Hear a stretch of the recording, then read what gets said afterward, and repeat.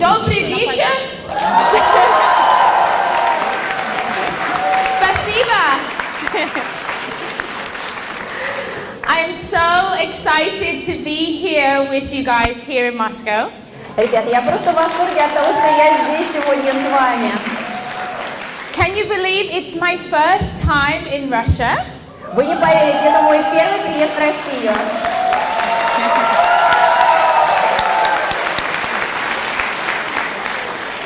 And now you may call it a coincidence, but how incredible that the Olympic flame started here in Moscow yesterday. Совпадение это или нет, но вчера в Москве зажгли олимпийский огонь, наверное, неспроста.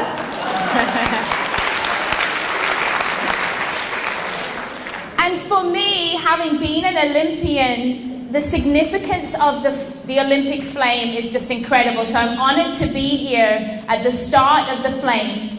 А я, поскольку я участница Олимпиад, чемпионка, для меня это особое событие, поэтому я очень рада, что в Москве нахожусь как раз сейчас, когда зажгли олимпийский огонь.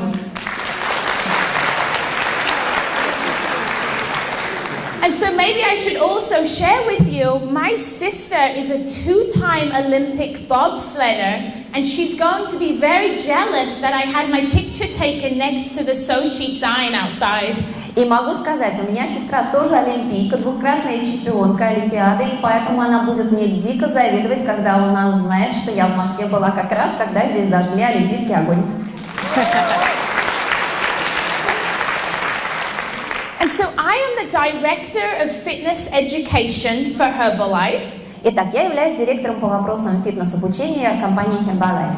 But what that means for each and every one of you in here is that I'm the director of no more excuses for not working out. И что это значит для всех вас здесь сидящих в зале? Это значит, что, поскольку я директор по вопросам фитнеса, это значит, что у вас больше не будет отговорок не заняться фитнесом. And so it's my role, my job at Herbalife to help you understand the importance of fitness for your health. Поэтому моя роль как директора по вопросам фитнес-компании Herbalife заключается в том, чтобы вы наконец-то поняли, насколько это важно и нужно для вас. To explain the importance that nutrition and fitness play with healthy aging. Я обязательно должна донести до вас мысли о том, насколько важно правильное сбалансированное питание и фитнес для того, чтобы вы старели красиво и здоровыми. But most importantly, I feel that it's my job to make you understand that fitness can be fun and fitness can be simple. Но я считаю, что моя главная задача все-таки это помочь вам понять, что фитнес может быть и интересным, и простым на самом деле. And so before I go into my presentation to explain a little bit of the science behind the nutrition and fitness, I want to share with you a little bit about my personal journey. Итак, до того, как я приступлю к самой презентации, там, где уже более научно буду рассказывать вам о фитнесе, о сбалансированном питании, я хочу вам рассказать о моем путешествии, то есть о моей жизни. And so my goals as the fitness expert for Herbalife is basically to make you understand that being active has to be part of your everyday life. That's my sole goal of being here today. Итак, главная моя цель пребывания здесь сегодня с вами – это дать вам понять, что вы обязаны вести активный образ жизни ради вас же самих. But first, let me share with you a little about my journey, because I feel that I want to teach you some of the things that helped me to be successful, not just with fitness, but in life. Я вам хочу вначале немного о себе все-таки рассказать, для того, чтобы вы поняли, что то, о чем я буду говорить, это не просто голая наука, это то, что реально мне помогло.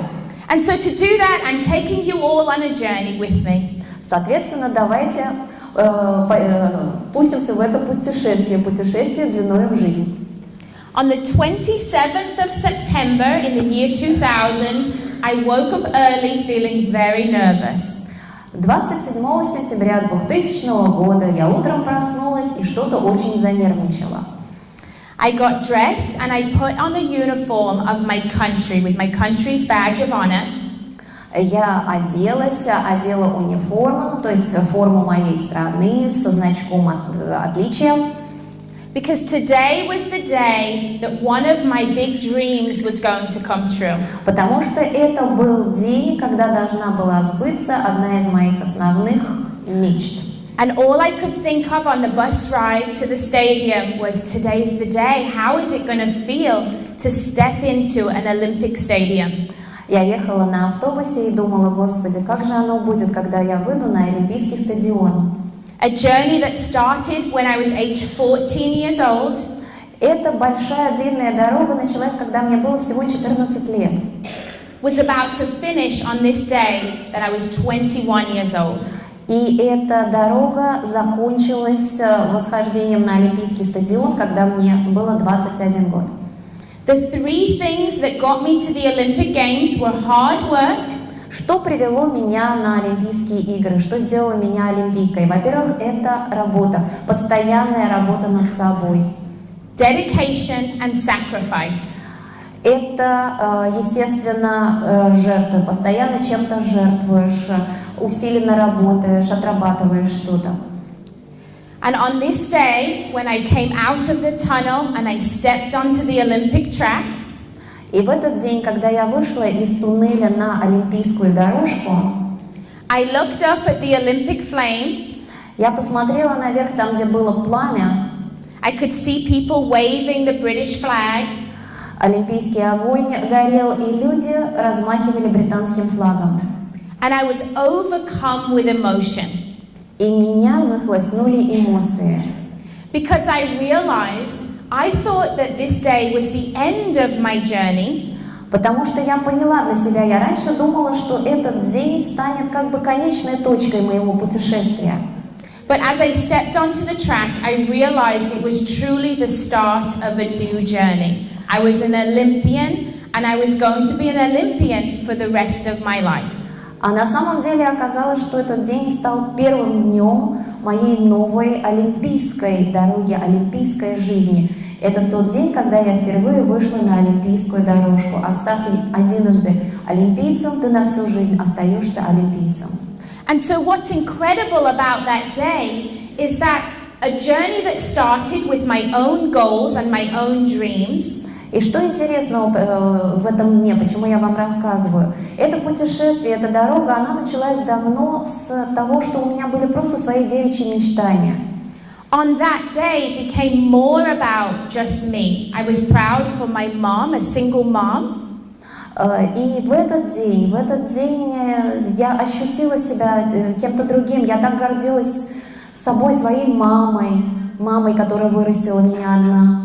I was proud for my coach who had trained me. He had been a coach for 20 years and I was his first ever Olympic athlete. Я очень гордилась в этот день моим тренером, потому что он 20 лет работал тренером, но я была первой олимпийкой среди его воспитанников.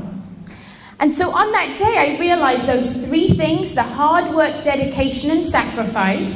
И в этот день я поняла, что мне помогло выйти на олимпийскую дорожку и победить. Это тяжелый ежедневный труд, это целенаправленность, упорство и жертвы. Were three qualities that I was going to need to use to continue to be successful. Это те три основных принципа, это те три краеугольных камня, которые помогли мне добиться успеха. So if you think to run track, the hard work is training every single day, pushing yourself past your limits.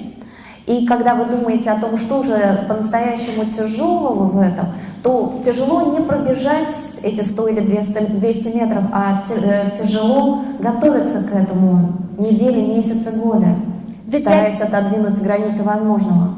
The dedication is that you have to be an athlete 24 hours a day. Every single day I have to be dedicated to my goals. Упорство и целенаправленность. Это означает, что если ты спортсмен, то ты спортсмен все 24 часа 7 дней в неделю. И ты живешь своими целями спортсмена, кем бы ты ни был. And then if you think, what sacrifices did I have to make to get there? There was no dancing as a teenager at the club with my friends, not for me.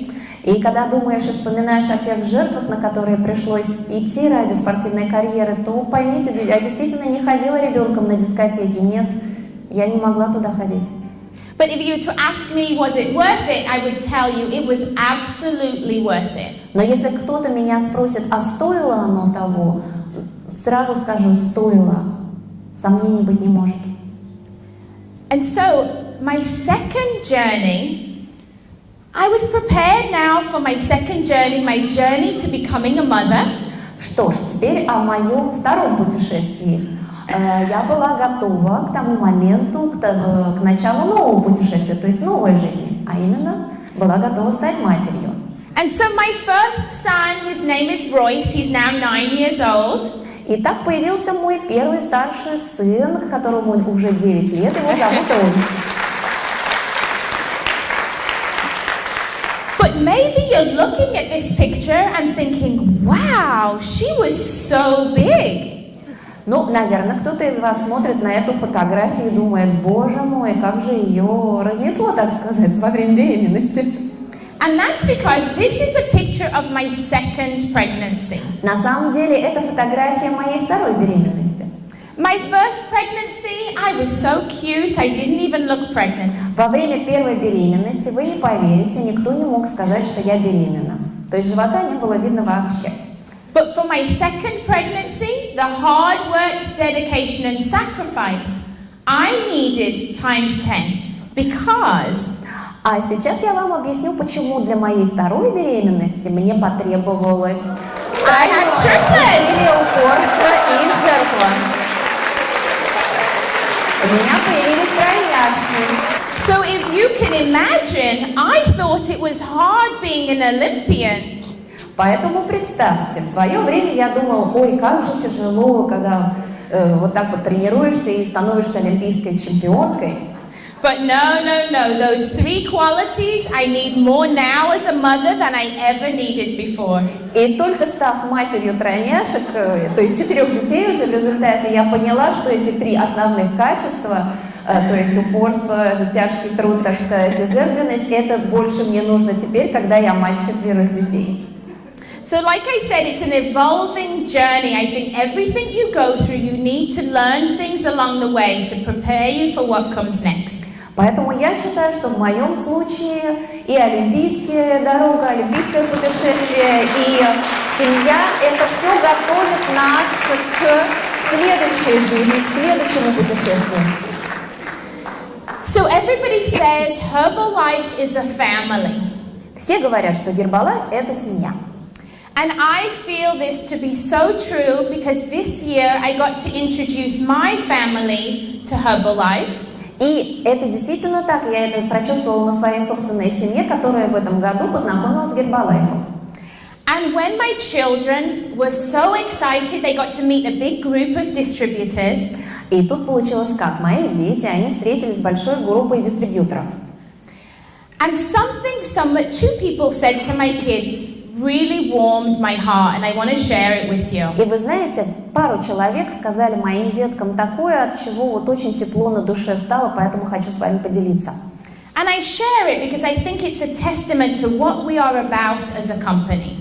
И хочу поделиться, потому что это действительно свидетельство того, ради чего существует наша компания, почему мы в этой компании. There was somebody who bent down and said to my one little girl, and they said, I want to thank you for lending us your mommy to teach us about fitness. Вы знаете, многие наклонялись к моим девочкам и говорили, большое спасибо твоей мамочке, или скажи спасибо твоей мамочке, что она одолжила себя нам для того, чтобы преподать нам урок фитнеса, ну то есть, чтобы привить нам фитнес. And somebody else said to my son, because your mom taught me how to exercise, I've started to lose a little weight. А кто-то сказал моему сыну, что вот твоя мама благодаря фитнесу, она начала снижать вес и так далее. And just those two simple things changed the course of how my kids think about my job. И в результате, благодаря 2 таким мелочам, вроде бы услышанным, во время этой встречи, полностью изменилось впечатление моих детей о моей работе. And it comes down to that third thing I shared called sacrifice. А тут мы опять-таки возвращаемся к 3-му принципу, о котором я говорила, а именно к жертвенности. Because to do well in life, you have to make sacrifices, right? Потому что если вы хотите преуспеть в жизни, то без жертв никак не обойтись, ведь правильно? But when you understand that the sacrifices you're making are for a good cause, it makes it so much easier to be positive about the things that you're doing. Но когда ты понимаешь, что на жертвы ты идешь не зря, а что это ради хорошего дела, то на жертвы идти уже совсем не трудно, а наоборот идешь с удовольствием. And so now when I pack to go on a trip, instead of my kids pulling the things out of my case, they help me to put them in because they understand what we're doing with Herbalife. И сейчас, когда мои дети наконец-то поняли, что мы в Herbalife делаем, они не вытаскивают мои вещи из чемодана, когда я пакуюсь в очередную поездку, а их очень много в моей жизни сейчас, а наоборот помогают мне упаковывать чемоданы. And so, thank you. And so we talk about the keys to success, and one of those keys is finding balance. Everything in life requires balance. И когда мы говорим о ключах к успеху, мы всегда сходимся на том, что все в жизни должно быть сбалансировано. As I go on in my presentation, I'll teach you all about the balance of nutrition and exercise together. В моей презентации я буду очень много говорить о том, как важно сбалансированное питание и сбалансированный образ жизни, то есть фитнес и здоровое питание. And explain that one is not a substitute for the other. You must do them both. И я объясню вам, насколько важно сочетание сбалансированного питания и фитнеса, что одним нельзя подменить другое. But the main thing is with balance is that you have to create balance with your time management. You have to manage your time so that you can be effective with everything that you do. Но секрет баланса заключается в том, что вы должны уметь управлять своим временем, то есть правильно распределять свое время, и тогда, что бы вы ни делали, вы будете делать эффективно. And so today, during my talk and during my workout, you're going to hear the word balance a lot. Поэтому сегодня это слово «баланс», «сбалансированный» вы будете очень часто от меня слышать и во время моей презентации, и потом во время фитнес-сеанса, во время фитнес-сессии. And so the reason I start out my presentation with talking about my life journey is because everybody in this room is on a journey. Почему я начала вообще наш разговор сегодня вечером с рассказа о себе, о моем путешествии длиной в жизнь? Потому что на самом деле это для нас, для всех, одно большое путешествие. In fact, each of our bodies is on a journey, and that journey is called aging. Потому что даже для нашего тела, то, что с ним происходит, можно назвать путешествием под названием старение. And so all of our bodies, from the time we're born all the way through our life, our body goes through changes with the aging process. It's not something that we can stop. И в процессе взросления, в процессе того, как мы становимся старше, наше тело постоянно изменяется, постепенно меняется, и это процесс, который нельзя остановить. But I believe that there are 3 keys to healthy aging, or I like to call it aging beautifully. Но я считаю, что есть 3 составляющих здорового образа жизни и, соответственно, здорового взросления и старения. So making a commitment to having a healthy diet, making a commitment to exercise, and making a commitment to taking supplements.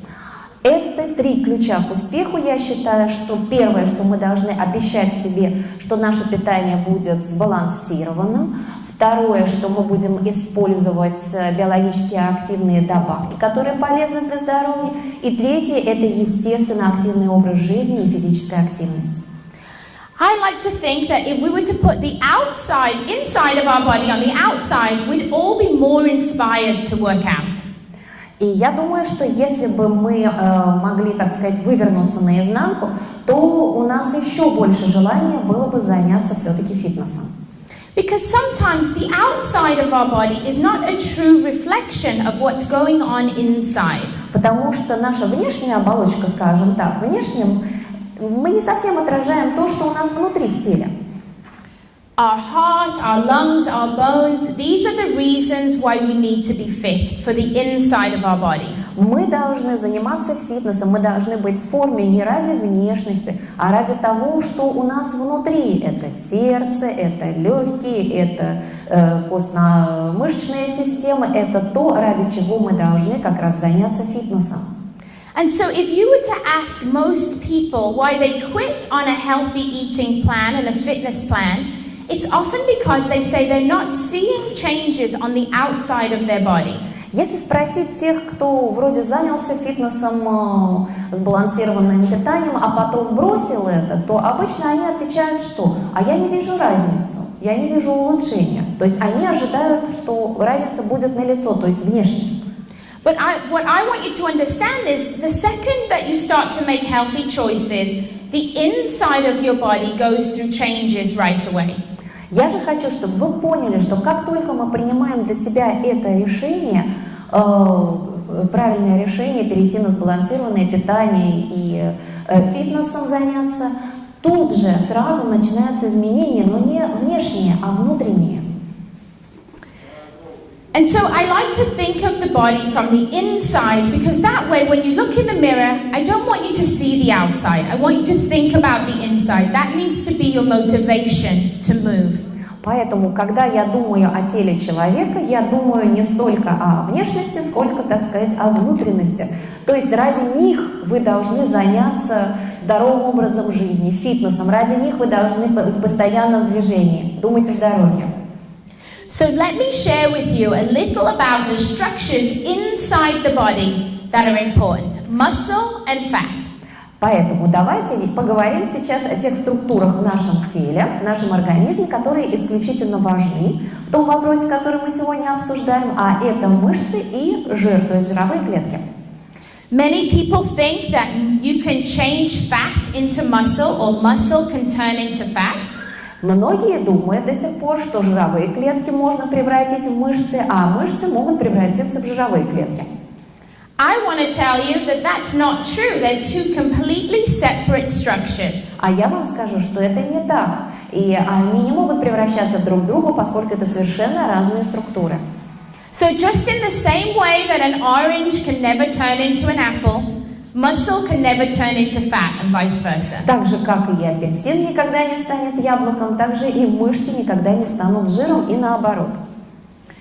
So we all know the basic muscles, the muscles that we can see are functional muscles. Нам всем знакомы темы основные мышцы, которые функциональные мышцы, и все знают.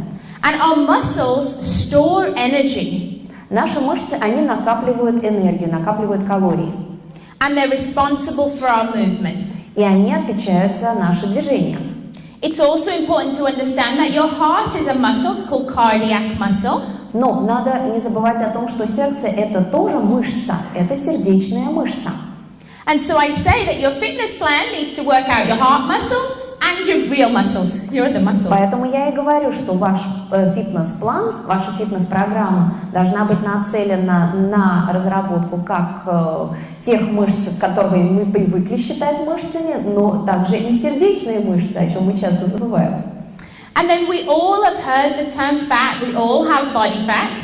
Ну и когда говорить о жире, да, у нас у всех есть определенное количество жировых отложений в организме. And it's important to understand that we all have to have body fat. There's essential body fat inside your body. Но надо помнить, что есть жир, который просто необходим для нашего организма, для того, чтобы он жил. Fat is important for energy. Fat cells store energy. Жировые клетки, они очень важны, поскольку в них накапливается энергия. A lot of our hormones are made in fat cells. Многие из наших гормонов даже производятся в жировых клетках. Fat is also responsible as a transport mechanism for vitamins and minerals. Fat is very important. Жир действительно очень важен для нас, потому что жировые клетки – это транспортеры витаминов, минералов и прочих полезных веществ. But remember that word I said called balance? Но помните, я говорила про баланс. It's important that you have the right balance of fat in your body. Вот в том-то и дело, что очень важно, чтобы все в организме было сбалансировано, чтобы в организме было правильное количество жировых клеток. And so, as I talk about the journey of aging, I want to share with you what happens to our body fat and muscle as we age. Соответственно, когда мы говорим о процессе взросления и старения, я вам расскажу, что происходит с жировыми и мышечными клетками в этом процессе. So in the early stages of our life, our body is gaining muscle at a rapid rate as we grow. Когда мы с вами растем, когда мы еще маленькие, молодые, у нас мышцы растут очень масштабно, потому что они нам необходимы. And then we hit a point where our body starts to decline. И потом мы достигаем какой-то точки, после которой наше тело, оно начинает стареть.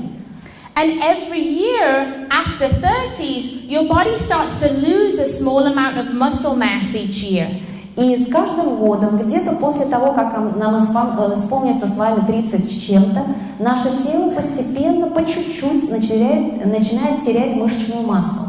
So when I explain to you the importance of why you need to build muscle, и учитывая, что важно, с одной стороны, наращивать мышцы, it's not because I want you to look like a bodybuilder. Я вам об этом говорила не для того, чтобы вы занялись фитнесом и сделали из себя бодибилдеров. It's because it's important to build muscle, to be strong, so that as our body loses muscle, we're compensating for that by working out and gaining muscle mass. Важно это почему? Как я сказала, после 30 у нас начинается постепенная потеря мышечной массы.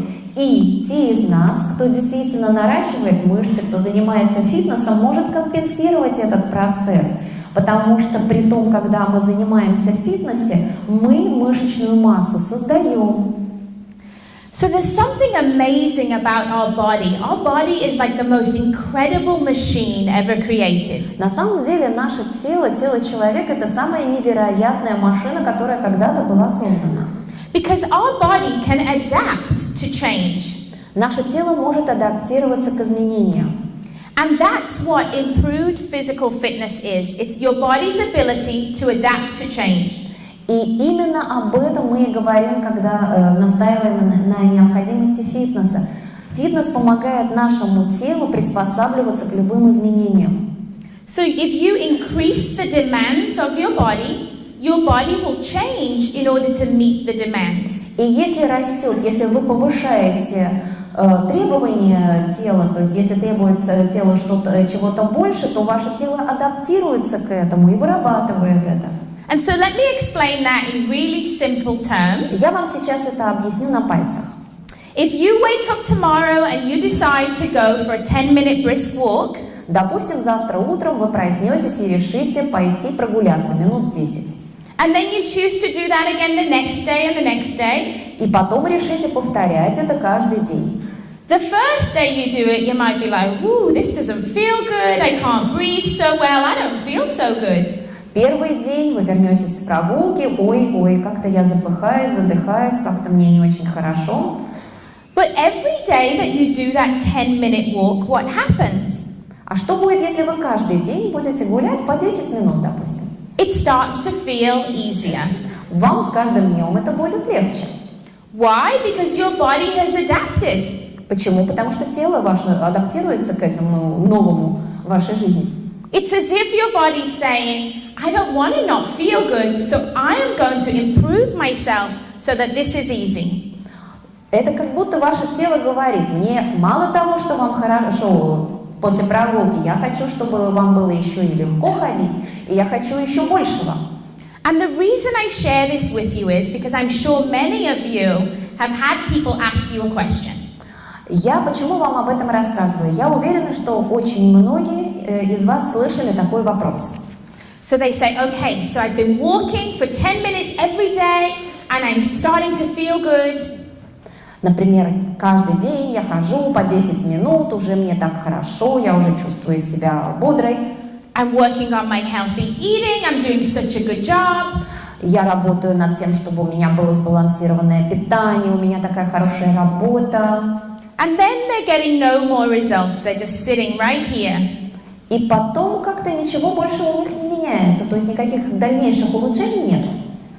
What you have to tell them is, in order to get better, you need to keep adapting and changing. На это вы должны что ответить? Надо что-то дальше менять, и тогда тогда и тело будет адаптироваться и меняться. You either need to increase the duration of your walk. Instead of walking for 10 minutes, maybe you walk for 20 minutes. То есть вам либо надо удлинить ваши прогулки вместо 10 минут 20 минут, Or if you don't have 20 minutes, you only have 10, you need to maybe start jogging, increase the intensity of the exercise. или если нет у вас лишних 20 минут в день, тогда пусть это будет 10 минут, но не ходьба, а бег. To continually improve with fitness, you have to change what you're doing. Таким образом, вы интенсифицируете нагрузки, и тело будет меняться по мере наращивания нагрузок. But I want to explain to you that change takes time. There's no such thing as a quick fix. Но, естественно, тут надо пояснить, что никаких быстрых результатов здесь нельзя ожидать. Нет такого волшебного средства, чтобы изменение произошло, вот, буквально проснулся завтра и все изменилось. I say anybody that promises a quick fix is not telling the truth. И сразу могу сказать, что если вам кто-то обещает быстрый сиюминутный результат, это неправда. Нет такого. And why? Because at the start of my presentation, I shared that hard work, dedication, and sacrifice is the only way to get to success. Почему? Да потому что я вам уже с самого начала нашего разговора сегодня сказала, что 3 ключа к успеху – это постоянный труд, упорство, настойчивость и жертвенность. So let's think of those 3 things first in terms of weight loss. Итак, давайте вспомним об этих 3 принципах, прежде всего в контексте снижения веса. So you decide that you want to lose weight. Вы решили, что хотите снизить свой вес. If you understand that you have to work hard, you're going to have to move your body. Естественно, вы должны понимать, что над этим придется потрудиться, то есть надо будет как-то увеличить объем движения тела, например, более активный образ жизни вести. You're going to have to be dedicated every day to good nutrition. Это значит, что каждый день надо будет помнить и думать о сбалансированном питании.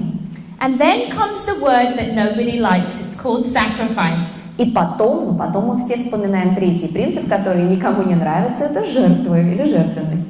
Now with weight loss, let's have a think of those things that we have to sacrifice. А теперь подумаем, чем нам приходится жертвовать для того, чтобы снизить вес.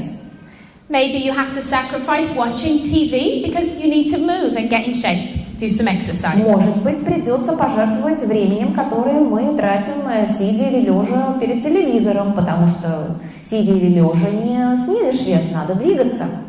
Maybe you need to give up the fast foods that are not good for you. Может быть, придется отказаться от фастфуда, который вреден для нашего организма. But again, it takes me back to balance. It's finding the balance for your body. Но опять-таки возвращаемся к принципу сбалансированности всего. Важно, чтобы все это было сбалансировано и адаптировано к нуждам вашего тела. You see, our bodies, they operate the same. We all need the same amount of nutrients in our body every day. Поскольку наш организм, он работает у всех одинаково, это значит, что питательные вещества, которые нам нужны каждый день, они практически одни и те же основные. The same basic percentages in our body of our essential nutrients, and I want to share them with you. И сейчас я вам расскажу о тех основных нутриентах, которые для нас важнее всего.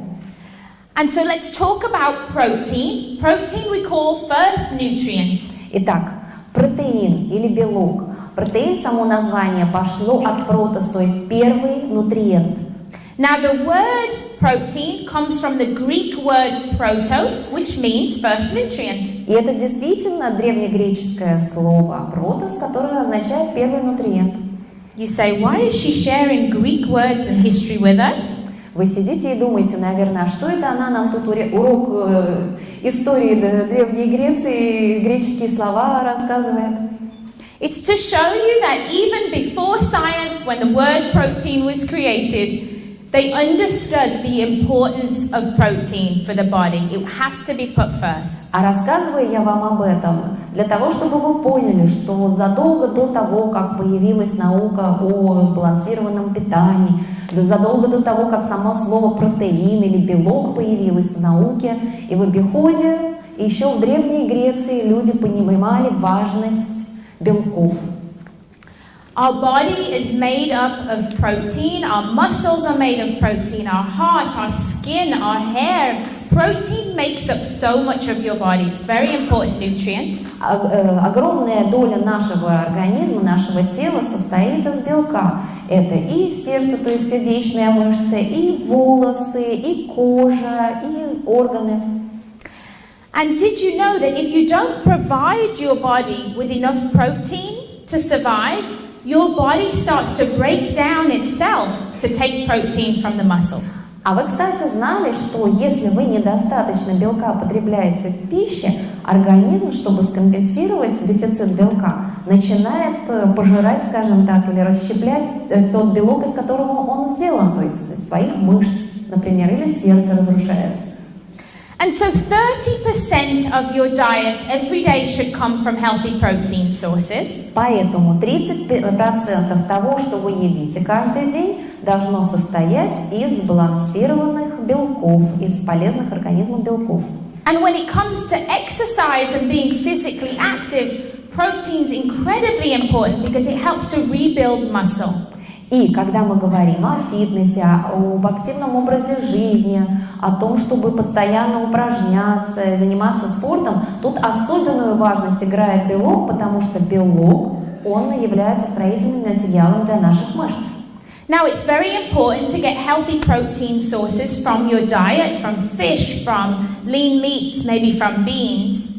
Поэтому очень важно восполнять мышечную массу, потребляя полезный белок, который содержится в рыбе, в красном мясе, в других продуктах. But I always say that Herbalife tends to make life simple because sometimes you may not have time to cook an adequate meal with protein. Но я всегда говорю, что Herbalife делает нашу жизнь намного проще, потому что не всегда в нашей жизни есть лишняя минутка, чтобы заняться стряпнёй и что-то вкусненькое сготовить. Maybe sometimes it's hard to figure out exactly how much protein is in the piece of meat that you have, or it's sometimes hard to calculate the protein. Ну и потом не всегда так просто рассчитать, сколько белка будет в том куске мяса или куске рыбы, которую я хотела бы приготовить. And so for me, as a busy mom with 4 kids who has to work out, I do my 2 scoops, I shake, and I know exactly how much is in the container. No thinking involved. Поэтому в моей жизни многодетной матери с 4 детьми, от полным отсутствием времени, при этом с необходимостью постоянно думать о своем фитнесе, нет ничего проще, чем сделать один белковый коктейль на 2 ложках, и ты точно знаешь, какое количество белка там содержится. And so recently when I was in Cologne, I was listening to Dr. Luigi speak about protein. Недавно я была в Кёльне, и там об этом рассказывал как раз доктор Луиджи. And he had everybody suddenly go silent in the arena. И тут вдруг все в зале замерли и замолчали. Because he shared that protein is the only nutrient, if your body doesn't get it, you die. Он просто людям сказал, что белок – это единственное питательное вещество, единственный нутриент, отсутствие которого в организме или дефицит которого в организме может привести к смерти. And now when he shared that and everybody went suddenly quiet in the arena, когда он такое сказал, люди резко замолчали. He then made them feel better by explaining the process of why that happens and how your body breaks down muscle. But it's amazing that maybe people might say, I don't really need protein. He made them realize that they need protein. Нет, конечно, после этого он им всем доступно объяснил, почему именно так. Он объяснил о том, как тело начинает расщеплять практически свои мышечные клетки, если организм ощущает дефицит белка, и о том, как это можно восполнять и так далее. То есть, понимаете, мы так не задумываемся о том, насколько важен для нашего организма белок, пока никто вот так доступно и просто нам этого не объяснит. And again, it comes down to balance because we want to have the right balance of protein. And so we recommend 0.8 grams per kilogram or 1 gram per kilogram of lean body mass. Соответственно, очень важно всегда помнить и о балансе, как я уже говорила, поэтому мы рекомендуем где-то 0,8 или 1 грамм белка на 1 килограмм массы тела. But I think it's easier to think about it as 30% of your diet every day should come from healthy protein sources. Но мне кажется, легче считать и легче думать, если просто зарубить себе на носу, что 30% ежедневного потребления пищи должна быть белковой пищей, то есть белок. And so think of carbohydrate. Some people hear the word carbohydrate and say, no, you shouldn't eat carbs. Углеводы. Некоторые, когда слышат это слово, говорят, ой, нет, их не надо есть. There's always so many crazy diets on the market that cut out entire food groups. И знаете, у нас на рынке существует огромное количество различных сумасшедших диет, которые исключают полностью из употребления целые группы пищевых продуктов. We don't believe in that. We believe in providing your body with the correct percentage of carbohydrates. Мы в такие диеты не верим. Мы считаем, что самое главное, это чтобы ваш организм получал сбалансированное питание с правильно рассчитанным процентом каждого вида нутриентов. And about getting those carbohydrates every day from healthy sources. И главное, чтобы эти углеводы, например, если о них говорить, они поступали из полезных источников. And when I showed you the picture of muscle earlier on, я вам показывала картинку в начале презентации, там, где были показаны мышечные клетки, мышечные ткани. I want you to understand that your body actually uses carbohydrate stores inside your muscle. It's called glycogen. Я вам хотела как раз рассказать о том, что углеводы, они накапливаются в мышцах, и называется это гликогеном. As energy, so your body uses carbohydrate as energy in your body. То есть ваш организм использует углеводы как источник энергии. But what happens if you have too much carbohydrates in your diet and too many refined sugars? А что получится, если в вашем питании будет слишком большое количество углеводов и рафинированных сахаров? Is that your body starts to store that carbohydrate as fat? Тогда эти углеводы начнут откладываться в организме в виде жировых клеток. Okay. And so fat is another word that makes people go, ooh, we shouldn't have fat, right? Жир – это то слово, от которого все шарахаются, все говорят, ой, нам не нужен жир. But I want you to really understand and explain to other people that you have to have healthy fats in your diet every single day. Но при этом я всегда людям объясняю, что здоровые жиры, то есть жиры из здоровых полезных источников, обязаны присутствовать в вашей диете каждый божий день. Even if you think you have enough fat on your body to last you a lifetime, you have to have fat as part of your diet. Даже если у вас то тут, то там заметны жировые отложения, и вы думаете, что вам этих жировых отложений хватит до конца жизни, тем не менее, каждый день вы должны обязательно включать в свой рацион полезные жиры. So let me share with you really how those nutrients work to fuel your body. И сейчас я вам расскажу, как эти нутриенты питают ваше тело, поскольку они являются именно топливом для него. So our body uses fuel just to be alive. Just to be alive, even when we're sleeping, our body needs fuel. Нашему телу нужно топливо. Даже когда мы спим, оно все равно нужно. Просто чтобы организм был живой. And then different types of exercise uses fuel in different ways. Но разные упражнения используют это топливо по-разному. So if I was to start running off the stage right now, really quickly. Например, если бы я сейчас решила тут очень быстрый бег со сцены устроить, my body would use the energy system using the carbohydrates or the sugars that are right in my blood and in my muscles ready to go. Моему телу надо было бы воспользоваться источником энергии, который используется в экстренных ситуациях, а именно оно стало бы использовать углеводы, которые у меня в мышцах. And then if I keep on running pretty quickly, my body will then say to my liver, please give me some of that fuel that you've stored up from those carbohydrates because we need to fuel her. She's still moving pretty fast. А представьте, я бы так вот разогналась бы и бежала бы дальше быстро-быстро, организм начал бы занимать углеводы у печени, потому что знает, что в печени большой запас углеводов. But then, if I kind of slowed down a little, but I carried on running, say I wanted to run all the way back to my hotel. Но, допустим, если бы я сбавила немножко темп бега, но решила бы все-таки вернуться бегом в свою гостиницу здесь, в Москве. Which wouldn't be very easy in these heels. А на таких каблуках это было бы очень непросто. My body would then switch to the fat-burning system. Вот тогда мое тело переключилось бы в новый режим, а именно режим сжигания жира. My body would start to say, okay, she's slowed down, she doesn't need instant energy, we can burn fat to sustain the energy. Тогда организм понял бы, что ему не нужно искать экстренные запасы жира на случай непредвиденных обстоятельств, и организм начал бы рутинно сжигать жировые отложения, которые в нем есть. So you see, our fuel is so important for our body, and our fuel must come first. That must always be the first thing on your mind. Поэтому помните, всегда помните о том, что нашему телу, нашему организму нужно топливо. When people think that they can maybe not eat, people who choose just not to eat because they think that that's going to make them lose weight. Потому что есть же люди, которые думают, вот, чтобы снизить вес, надо просто не есть. It's not true. Initially, that's what will happen. Your body will start to lose weight, but then your body can't sustain that. Но это неправда, потому что да, сначала организм действительно начнет снижать вес, но он не сможет удержать его. And so that balance of fuel with exercise is important.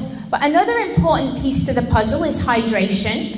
Поэтому очень важно, чтобы все было сбалансировано, и топливо в организме, и сбалансированное питание, и, естественно, восполнение запасов воды в организме, то есть соблюдение питьевого режима.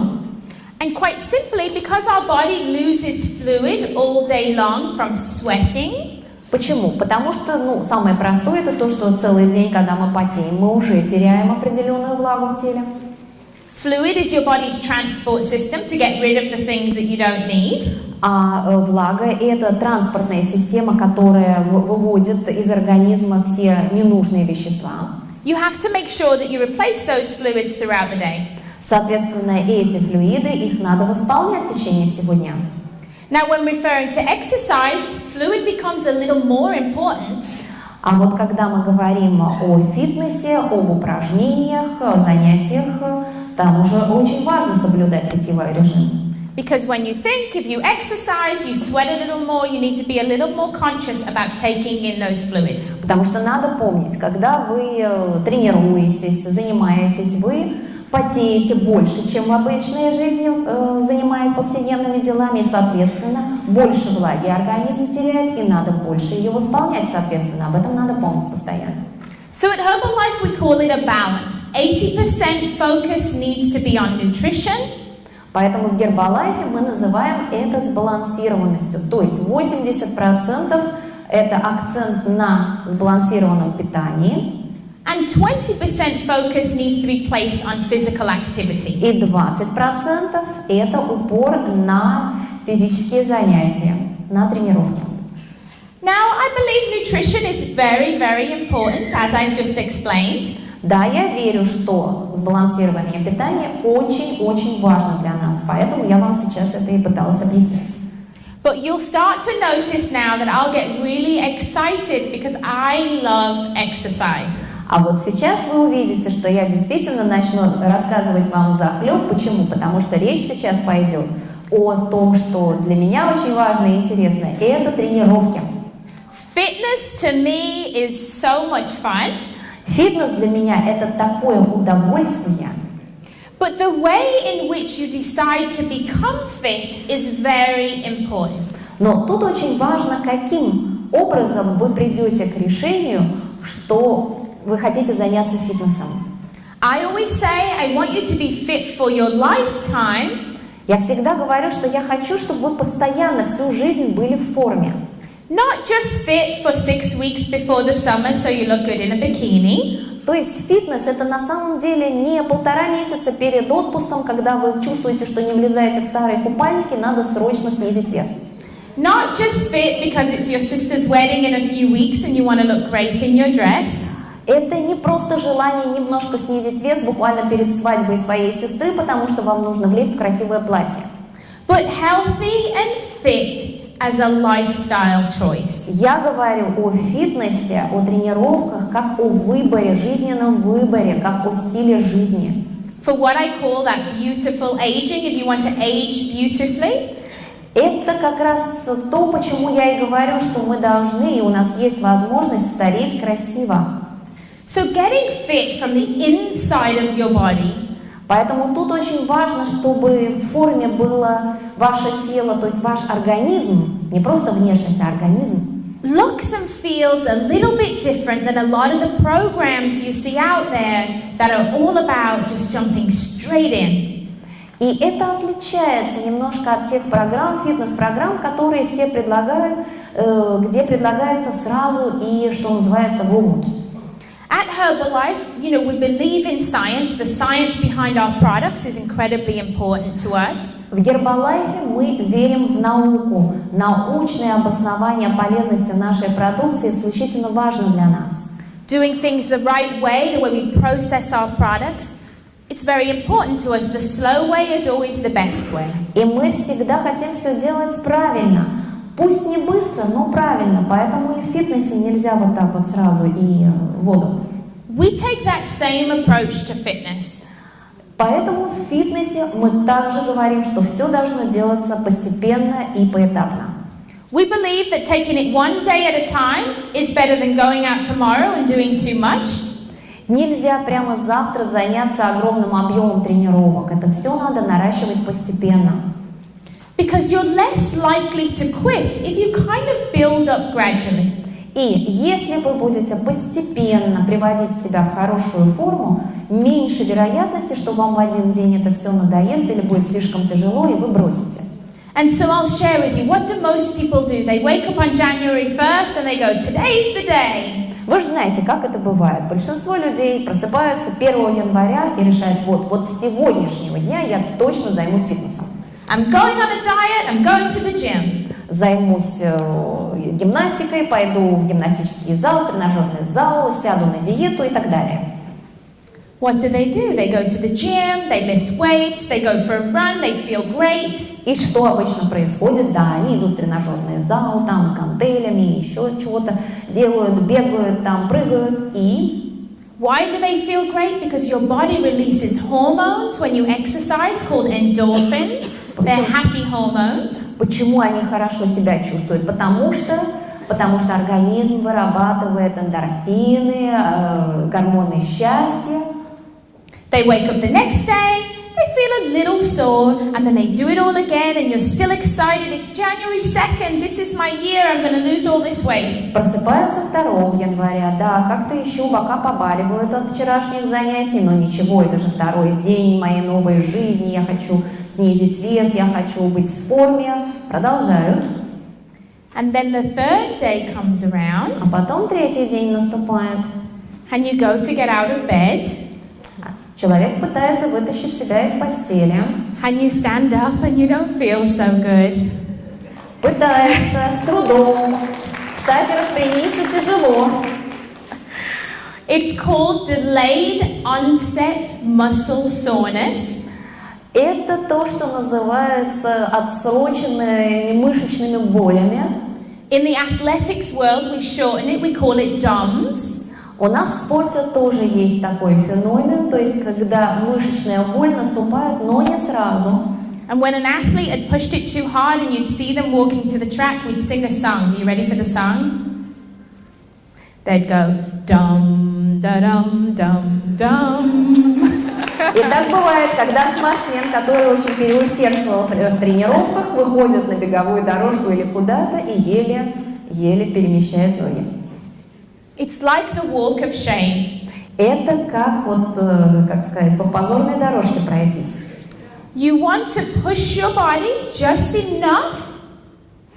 Тут большая проблема даже просто ноги передвигать после такого бывает.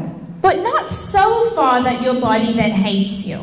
Потому что если вы переборщите в тренировках, в занятиях, ваше тело вас возненавидит. Поэтому здесь очень важен разумный объем занятий. You have to push yourself enough to improve, Вам нужно столько тренировок, чтобы вы лучше себя чувствовали, чтобы организм оздоровить, but not push yourself to the point that you can't walk up the stairs. но не довести себя до такого состояния, что вы и по лестнице не сможете подняться. Again, it's called balance. It's finding that balance, understanding you can start out slow and take it one day at a time. Поэтому здесь снова возвращаемся к понятию баланса, сбалансированности всего, что вы делаете. Золотую середину надо найти, чтобы не переборщить, а сделать ровно столько, сколько полезно и нужно вашему организму, чтобы лучше себя чувствовать. Пусть поэтапно, шаг за шагом. And that's what I like to teach in fitness, is that Rome wasn't built in a day. Так же и в фитнесе. Когда я говорю о фитнесе, я всем напоминаю, что Рим не за один день построили. You're not going to get a six-pack by tomorrow after my workout.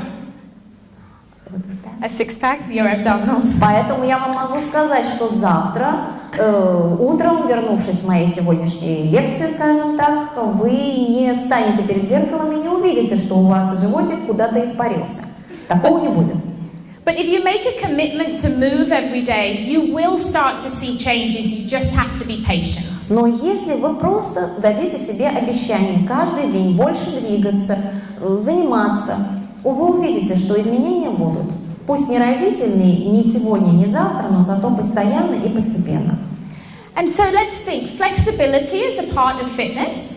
Давайте подумаем, из чего состоит понятие фитнеса, то есть хорошая физическая форма. Это гибкость тела. Doing simple stretches to keep your joints mobile. As we age, our joints get stiff. If you keep moving them, they feel good. Это же очень важно. Наши суставы, они по мере взросления, старения, они изнашиваются, они становятся тугоподвижными, их надо разрабатывать, чтобы движения были легкими и удовольствие. Поэтому растяжки постоянные в разумных объемах это очень полезно. Doing cardio exercise encourages your heart to become more efficient, to make your body more efficient at using oxygen. Кардионагрузки это опять-таки нужно для сердца и для тела, потому что чем лучше работает наше сердце, тем больше кислорода наш организм потребляет и, соответственно, лучше себя чувствует. Simple strength exercises make your everyday life easier. Just think, if you take care of your muscles now as you age and you get up out the chair, you'll feel good if you've been working on squats. Ну и потом, смотрите, простые силовые упражнения, например, силовые тренировки, они тоже необходимы для того, чтобы, когда мы с вами постареем, чтобы мы не с трудом вставали со стула, держась за подлокотники, а нормально и без боли. And so if your goal is just to age healthily and to feel good every day, поэтому если ваша цель просто чувствовать себя здоровым, хорошо себя чувствовать каждый день, slowly incorporating what I call functional exercises into your day will make a big difference. Вы можете очень большую разницу почувствовать, если вы постепенно, шаг за шагом, будете вводить в вашу ежедневную жизнь небольшие тренировки или занятия. So you can do that by simply becoming more active. How can you become more active? Walk up the stairs, maybe park the car far and walk, ride a bike. На самом деле тренировки, это мы так называем, на самом деле любая активность уже полезна. То есть вы можете, например, вместо лифта воспользоваться лестницей при подъеме вверх. Вместо того, чтобы подъехать к подъезду на машине, вы можете машину припарковать подальше от дома и прогуляться до дома. I say when I was at home with my 4 kids, I'd become more active by doing squats while I'm cooking in the kitchen. Да, вы понимаете, конечно, когда у меня 4 детей, я по кухне ношусь как белка, это тоже, конечно, бег по кругу. Being a little more energetic as I sweep the floor. Конечно, тут требуется и гибкость, и сила, и ловкость, и на кухне вертишься как белка, и полы подметать и убирать, это все требуется. It may sound simple, but it's movement. Да, это может показаться вроде простым решением, но так оно и есть, это движение. If you don't have 30 minutes to work out, Хорошо, может быть, у вас нету лишнего получаса в день для того, чтобы заниматься тренировками, то есть фитнесом. That's okay. No excuses. Give me 5 minutes over here, 5 minutes here. Accumulate the time throughout the day. Ничего в этом страшного нету, если вы не можете сразу полчаса на что-то выделить. 5 минут тут, 5 минут там, и этого вполне достаточно в течение дня. Because I want each of you to be like me. I want you to be the excuse buster in your neighborhood, in your home. Я хочу, чтобы вы стали такими, как я. Я всегда борюсь с поводами что-то не сделать. When somebody gives you a reason why they can't, например, когда кто-то вам говорит причину, по которой он чего-то не может сделать, например. I want you to be armed with reasons why they can and why they should. Я хочу, чтобы вы были вооружены до зубов и объяснили, почему человек не просто может, но и обязан это сделать. So let's practice. This is you inside your home. Давайте сейчас немножко потренируемся. Представьте, вы у себя дома. Oh, I can't go outside. It's too cold to go for a run. Ой, не хочу, не могу выйти на улицу на пробежку, холодно очень. You say, no problem. I have this really warm jacket you can wear. Out you go. Что сказать на это? Так не страшно, вон какая шикарная теплая куртка, надевай и вперед. Or maybe they say, I really don't want to go outside. Или кто-нибудь скажет, ну не хочу я сегодня на улицу идти. You say, no problem. Guess what? I have the best workout you can do inside your home. На это вы скажете, так не проблема затем идти на улицу, если я покажу тебе комплекс тренировок или упражнений, которые можно не выходя из дома делать. You can say, in fact, there's this trainer, her name's Samantha, and she has videos on YouTube with Herbalife, and you can exercise with her in front of the computer screen. И еще вы можете сказать, так послушайте, есть у нас Саманты Клейтон, фитнес-тренер, вы можете на YouTube скачать ее видеоролики, и там можно увидеть, как можно заниматься тренировками, так сказать, перед экраном компьютера. And then maybe they come up with the next excuse and they go, well, I don't have 30 minutes to work out right now. Хорошо, человек явно не хочет ничего делать для себя и скажет, ну нет у меня сейчас лишних 30, свободных 30 минут. Нет. You can say, no problem, some of her workouts last only 10 minutes. А вы скажете, послушайте, так не проблема, некоторые из тренировок Саманты, они только на 10 минут рассчитаны. Whatever excuse somebody has, you have to think of a reason why they should work out. Поэтому, какие бы люди ни изобретали предлоги не заниматься собой, вы всегда должны иметь на это достойный ответ, почему они просто обязаны этим заняться. Okay, so my time is up. However, I want to finish off by saying a little about stress relief. Итак, время моей презентации, в принципе, истекает, но перед тем, как я ее закончу, я хочу вам немножко рассказать о важности растяжек во избежание стресса. Because it's very important in our busy life that we find time to relieve stress. Потому что в нашей занятой жизни очень важно уметь снимать стресс, и для этого нужно найти время. And I feel that moving and doing a little bit of exercise can really help with that. И я искренне верю, что в этом нам может помочь просто движение, двигательные упражнения, растяжки. Understanding that your body was designed to move. Поймите, наше тело создано для того, чтобы двигаться. Our lifestyle today has us sitting still almost all day long. Сейчас же у нас такой образ жизни, как будто мы созданы для того, чтобы целый день сидеть. А это не так. And it's sometimes difficult to get out of that comfort zone of sitting still. А сидеть ведь так удобно, уютно, что очень сложно себя оторвать от кресла или от дивана.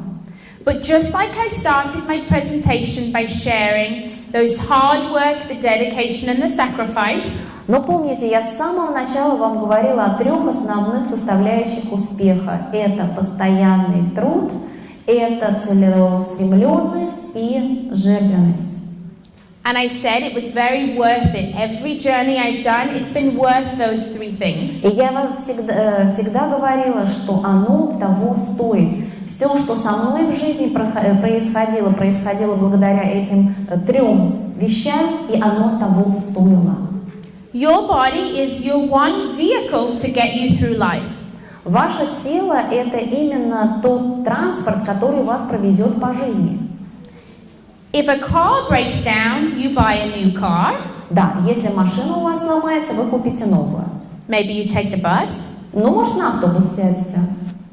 One vehicle, there's no replacement for this vehicle. А наше тело для нас – это единственное средство транспорта, его ничем не заменишь, новое не купишь.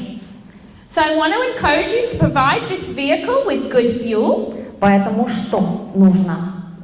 Почему нам нужен фитнес? Что нужно нашему телу? Это топливо. Because a car can't run without gas. Потому что без топлива машина тоже не на ходу. What would happen to a car if you left it sat on the driveway? Что будет с машиной, если вы просто ее бросите, когда закончится топливо, посреди какого-нибудь МКАДа? The tires would go flat, the car would go all rusty, the engine wouldn't work so good. A car has to be run in order to be effective.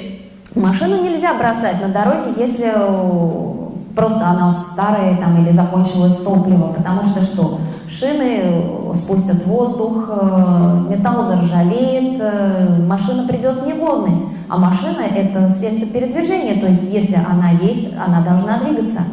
It's the same with your body. If you don't use your joints through their full range of motion every day, you can lose some of that motion. Также и с нашим телом. Если вы не будете использовать наше тело в полную силу, то есть все его возможности, мы начнем терять эти возможности. Мы заржавеем. And so it's my job at Herbalife really to just help inspire you to be an example for yourself and for your family. Поэтому моя работа в Herbalife заключается в том, чтобы вдохновить вас стать примером для себя самих и для вашей семьи. We call it becoming your level 10, being the best you can be every single day. Мы это называем выйти на 10 уровень себя самого, то есть стать таким, о ком вы только могли бы мечтать. We call it being a product of the product, taking your products every day yourself in order to encourage others to do the same. И при этом каждый день вы должны заниматься этим, чтобы вдохновлять других.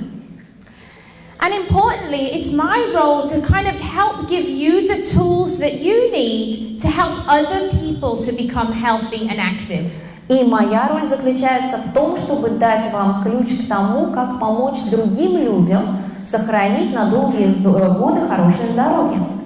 And so I've put those tools together with the fit tips that you can see on YouTube every week. И каждую неделю на YouTube вы можете смотреть мои видеоролики, там, где как раз все ключи к успеху и перечисляются. But there's also other programs on myherbalife.com that you can go and find ways on how to make your business a more active business. Кроме того, на herbalife.com вы можете найти кучу полезных советов о том, как сделать ваш бизнес куда более активным и прибыльным. And so I want to leave you with one simple thing. Поэтому в заключение хочу сказать вам одну простую вещь. Activity for general health. Во-первых, вам нужно поддерживать тело в активной форме для того, чтобы вы в общем и целом чувствовали себя здоровыми. Activity should be done on 5 days of the week at least for 30 minutes a day. Для этого требуется занятие, то есть это 5 дней в неделю, минимум по полчаса в день. 3 of those days should be focused on cardiovascular, so getting your heart rate up, getting a little out of breath. 3 дня из этих 5 надо посвятить кардиотренировкам, чтобы вы тренировали сердечную мышцу. And 2 of those days should be focused on resistance training for strengthening your muscles and your bones. А 2 дня должны быть посвящены силовым упражнениям и тренировкам для укрепления мышц и костного аппарата. Now this should be your minimum, 30 minutes a day. It can be 5 minutes in the morning, 15 minutes in the afternoon, just so long as 30 minutes every day you're moving your body. И помните, минимум 30 минут в день, не обязательно. Одним сеансом это может быть 5 минут утром, 15 минут после обеда и так далее. Главное, чтобы в общем у вас набегало не меньше получаса каждый день. And so if anybody asks you the question, why should I live a healthy, active lifestyle? И если кто-то вам задаст такой вопрос, а зачем, с какой стати мне заняться тут активным жизненным стилем и зачем жить вот таким образом, you should share with them because they're worth it, because this is your one vehicle. расскажите людям о том, что оно того стоит, что наше тело – это наше единственное транспортное средство, и о нем надо заботиться. And we all want to age healthily, И мы всем хотим стареть, при этом оставаясь здоровыми, or as I call it, age beautifully. а я это называю стареть еще и красиво. Let's work out, everybody. А теперь давайте за дело, займемся фитнесом.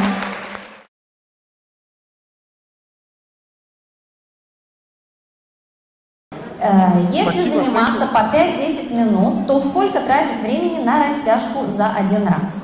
So, if you're just working out for, say, a 10-minute workout, you should allow at least 2 to 3 minutes of that time for stretching. Если всего у вас 10 минут, например, на занятие, соответственно, минуты 2-3 оставьте на растяжку. And it'll also depend on what type of fitness you're about to do. Ну и потом все зависит от того, что именно вы собираетесь делать. But just today, we'll do a simple warm-up together. Сегодня у нас будет очень простая разминка такая для разогрева. To kind of show you the basics of what you need. But 30% of your time should be warm-up. 30%. И помните, сегодня я вам покажу только самые основы того, что вам нужно, и разогрев должен составлять где-то 30 минут. Окей. Следующий вопрос. Когда и какие продукты Herbalife можно использовать до и после тренировки? So I'll just share with you what I use personally for myself. Я вам расскажу, что я использую, например. So I always start my day with my workout. Я всегда начинаю, кстати, мой день с тренировки. And I always have my Formula 1 shake before my workout. И до тренировки я всегда принимаю коктейль Формула-1.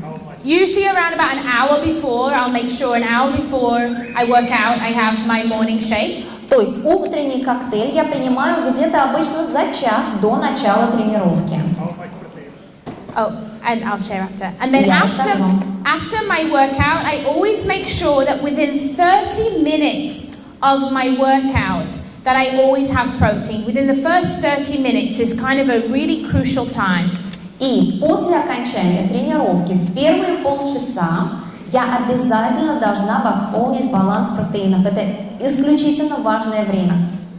And so the amount of protein that you should have throughout the day, we talked about, should be 30% of your diet. Помните, мы говорили, что в течение дня общая доля белков в той пище, которую вы употребляете, должна составлять 30%.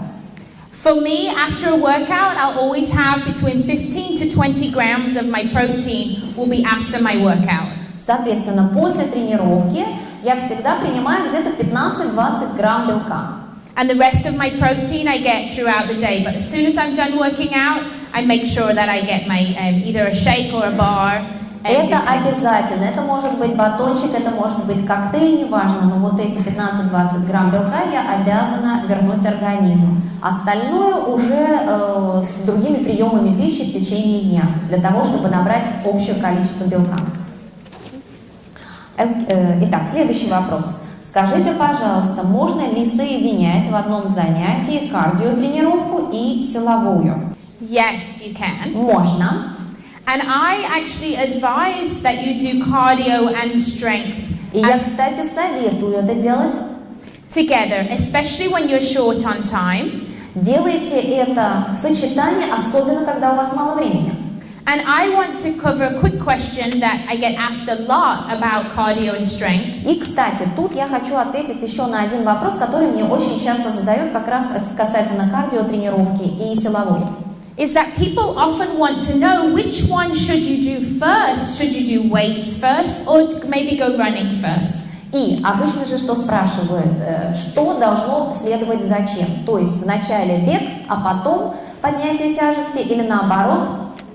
And the answer will often depend on what is the purpose of this exact workout. Are you wanting to work more cardio or more strength? И ответ простой. А чего вы хотите добиться? То есть какой результат вас интересует? Вы больше хотите укрепить сердечную мышцу или вас больше силовые показатели интересуют? Что именно? And so for my personal workouts, I always do strength first. Поэтому в моих тренировках я всегда вначале делаю силовые упражнения. Because whatever exercises you choose to do first pretty much get the most of your energy. If you think about how you structure your workout, the things that you do first tend to be the most efficient part of your workout. И потом смотрите, ведь как, когда мы только начинаем тренировку, мы выкладываемся по максимуму, то есть самое эффективное, что мы делаем, это первое упражнение. Поэтому я и делаю силовые первыми. And so if your personal workout involves lifting weights, и представьте, если вы в план тренировки вводите поднятие груза, то есть работу с гантелями, например, I like my body to be at its strongest and be at my most focused when I'm lifting weights. Я хочу на этот момент и ясность ума, что называется, сохранять, и концентрацию. And therefore I do it before I get tired from doing cardio. I make that my first priority. Поэтому я это делаю первой частью тренировки, для того, чтобы к тому моменту, когда я устану, мне уже не надо было бы заниматься гантелями, а я могла бы уже заняться кардиотренировкой. And so whenever you're doing any form of exercise, always think of your why before you do it. Поэтому, когда вы делаете занимаетесь какой-то тренировкой, какие-то упражнения делаете, всегда спросите себя, для чего мне это нужно. That makes sense? Правильно? Okay. То есть чего я этим хочу добиться? Так, следующий вопрос.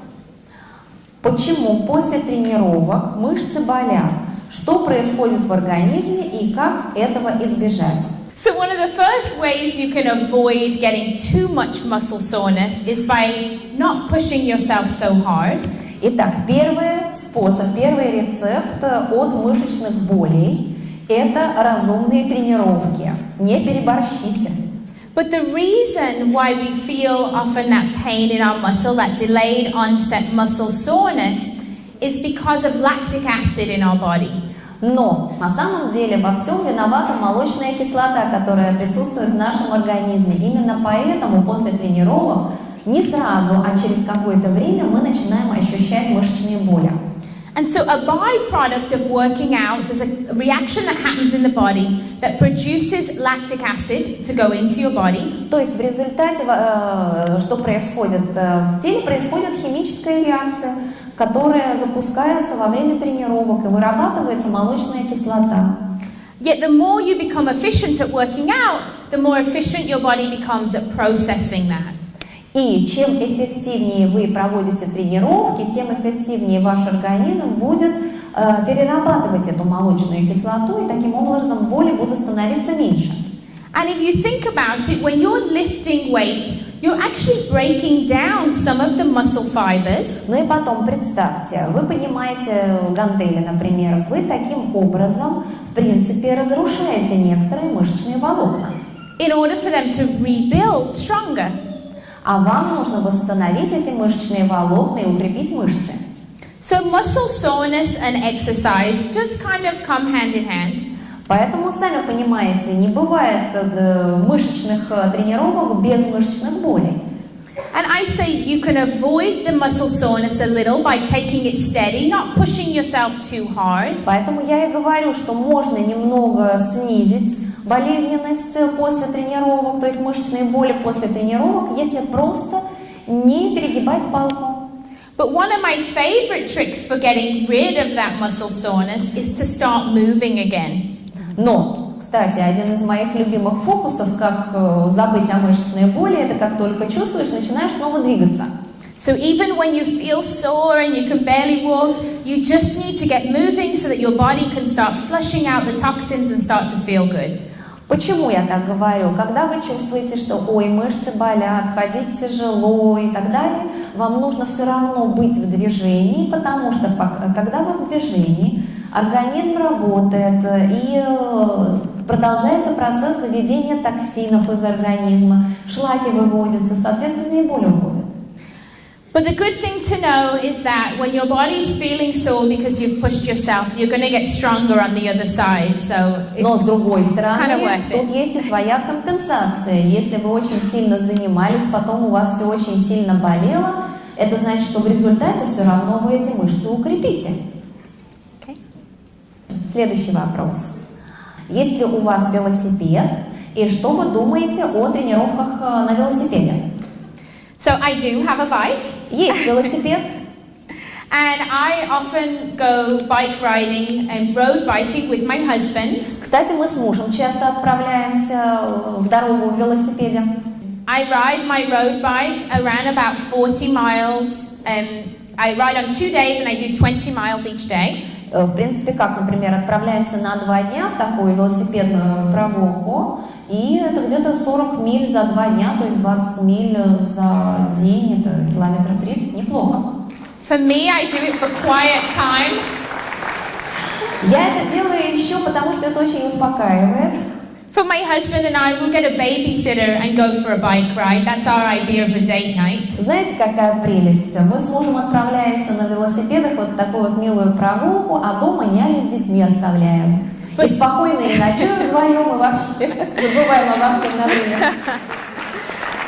But let me share with you why riding a bike is so good for your body. Но я вам скажу сейчас уже серьезно, почему так полезно для нашего тела, когда мы на велосипеде катаемся.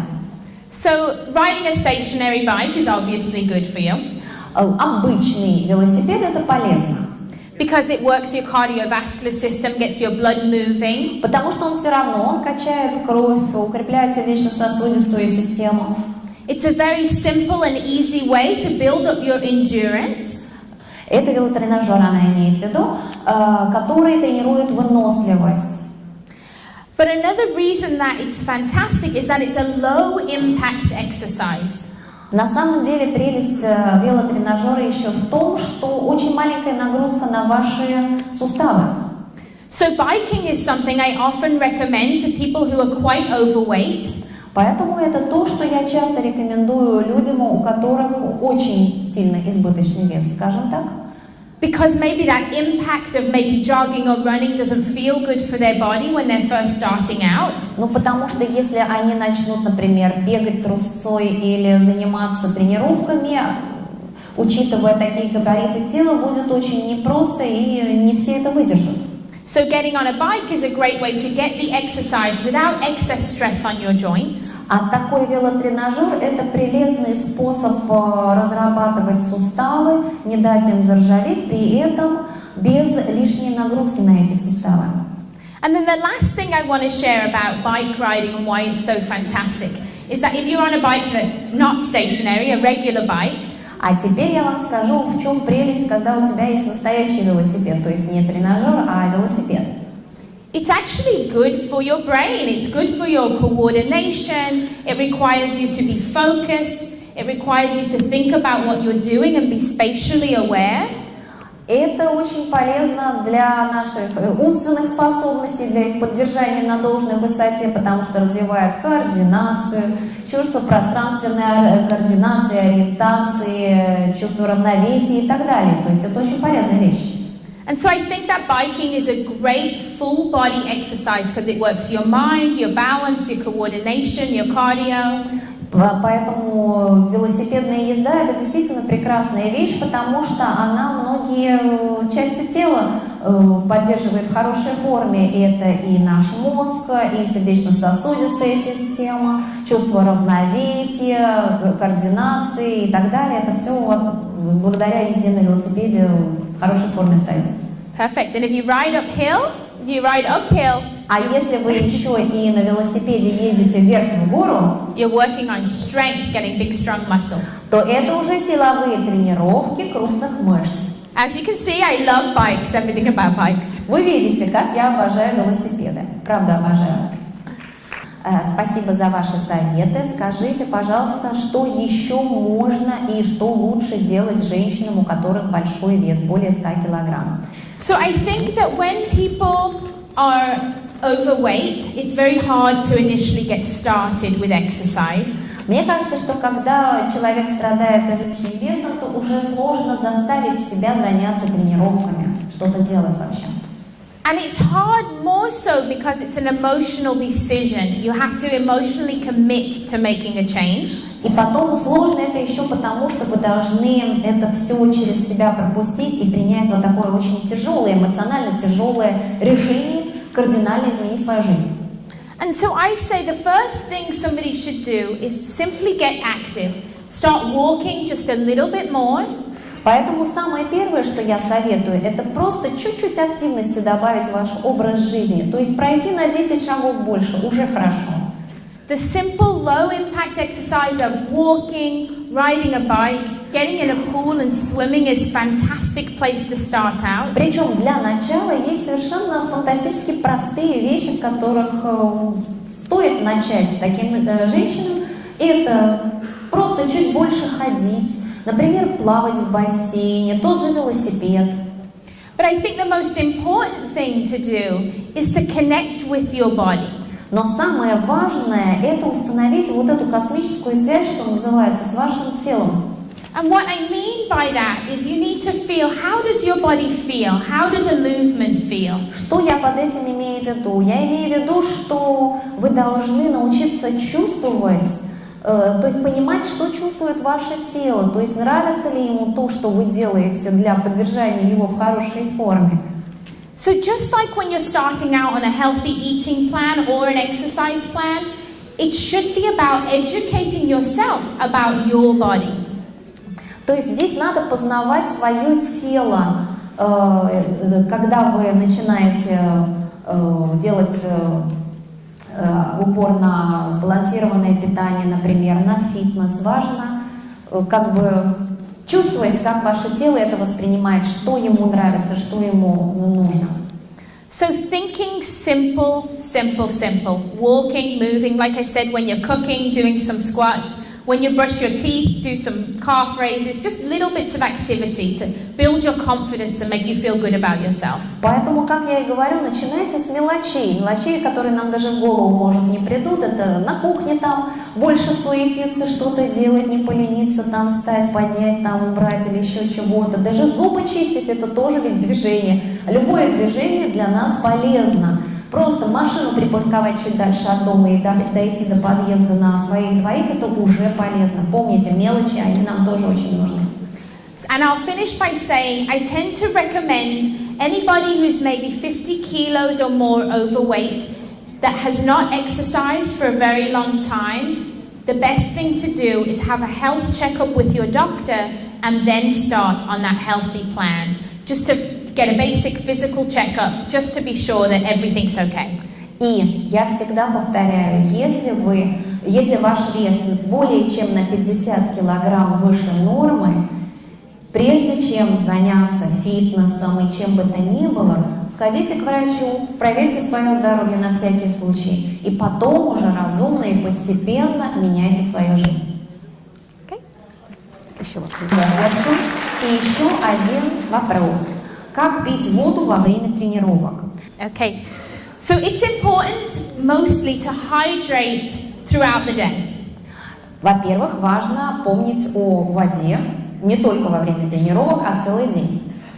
We say between 8 to 10 8-ounce glasses of fluid a day is sufficient. 8 glasses.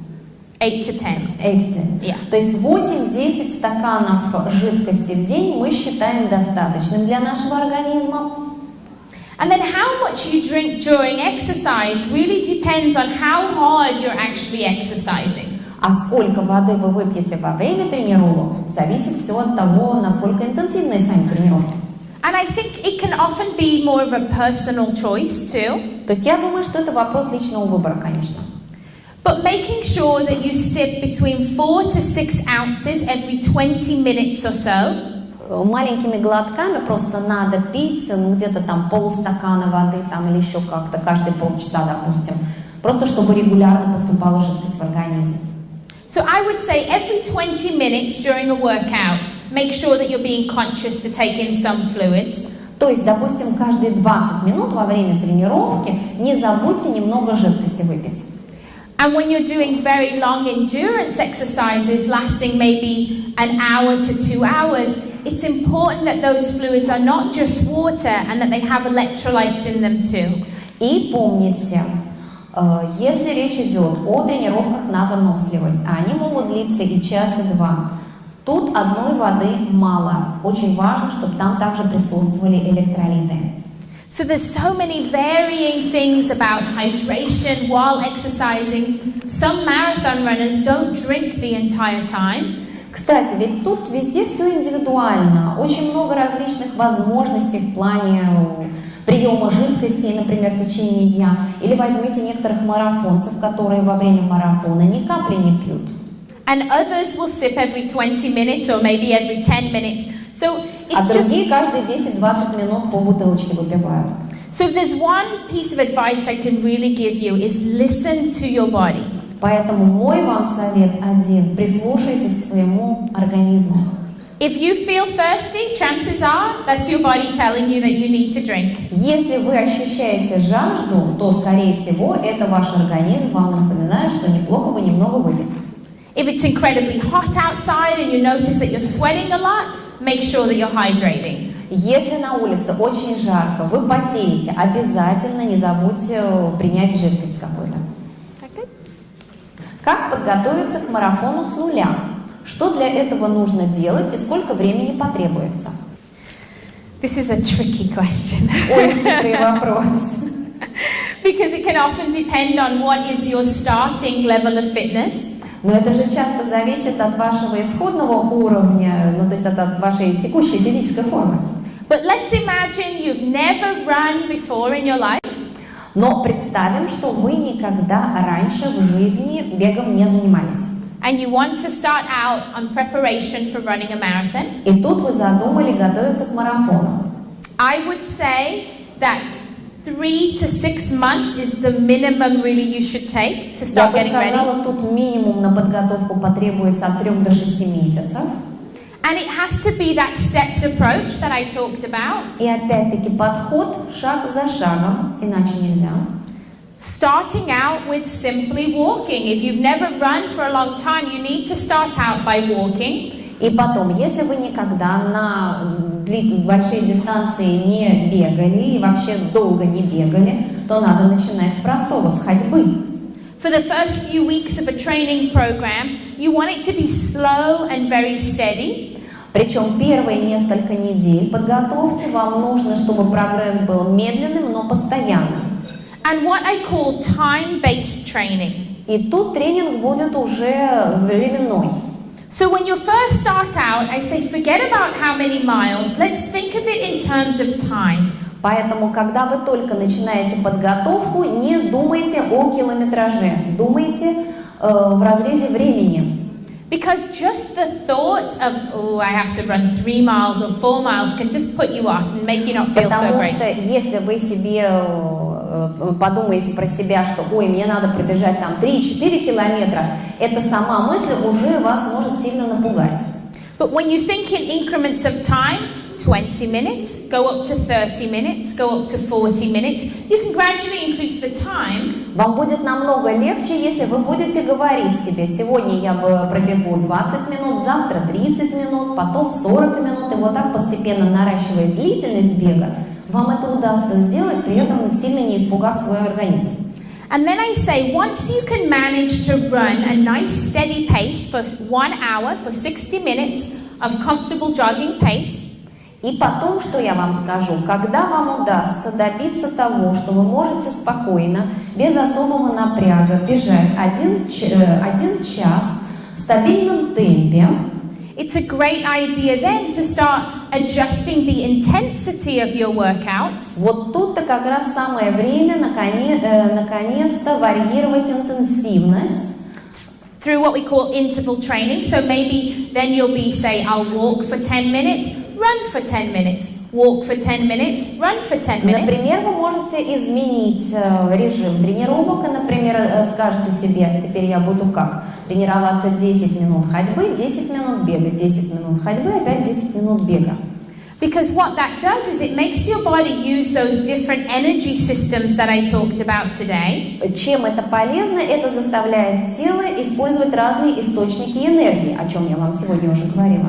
to make your body overall more efficient at running. И так, в общем и целом, эффективнее будет сам бег.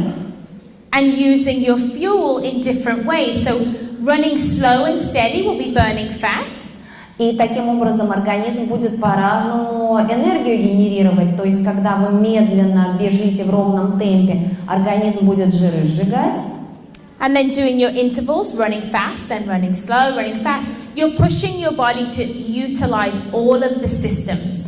А при этом, когда вы будете вот так вот чередовать быстрый бег с медленным бегом или быстрой ходьбой, соответственно, тело будет использовать на полную катушку все системы, то есть заставлять их работать.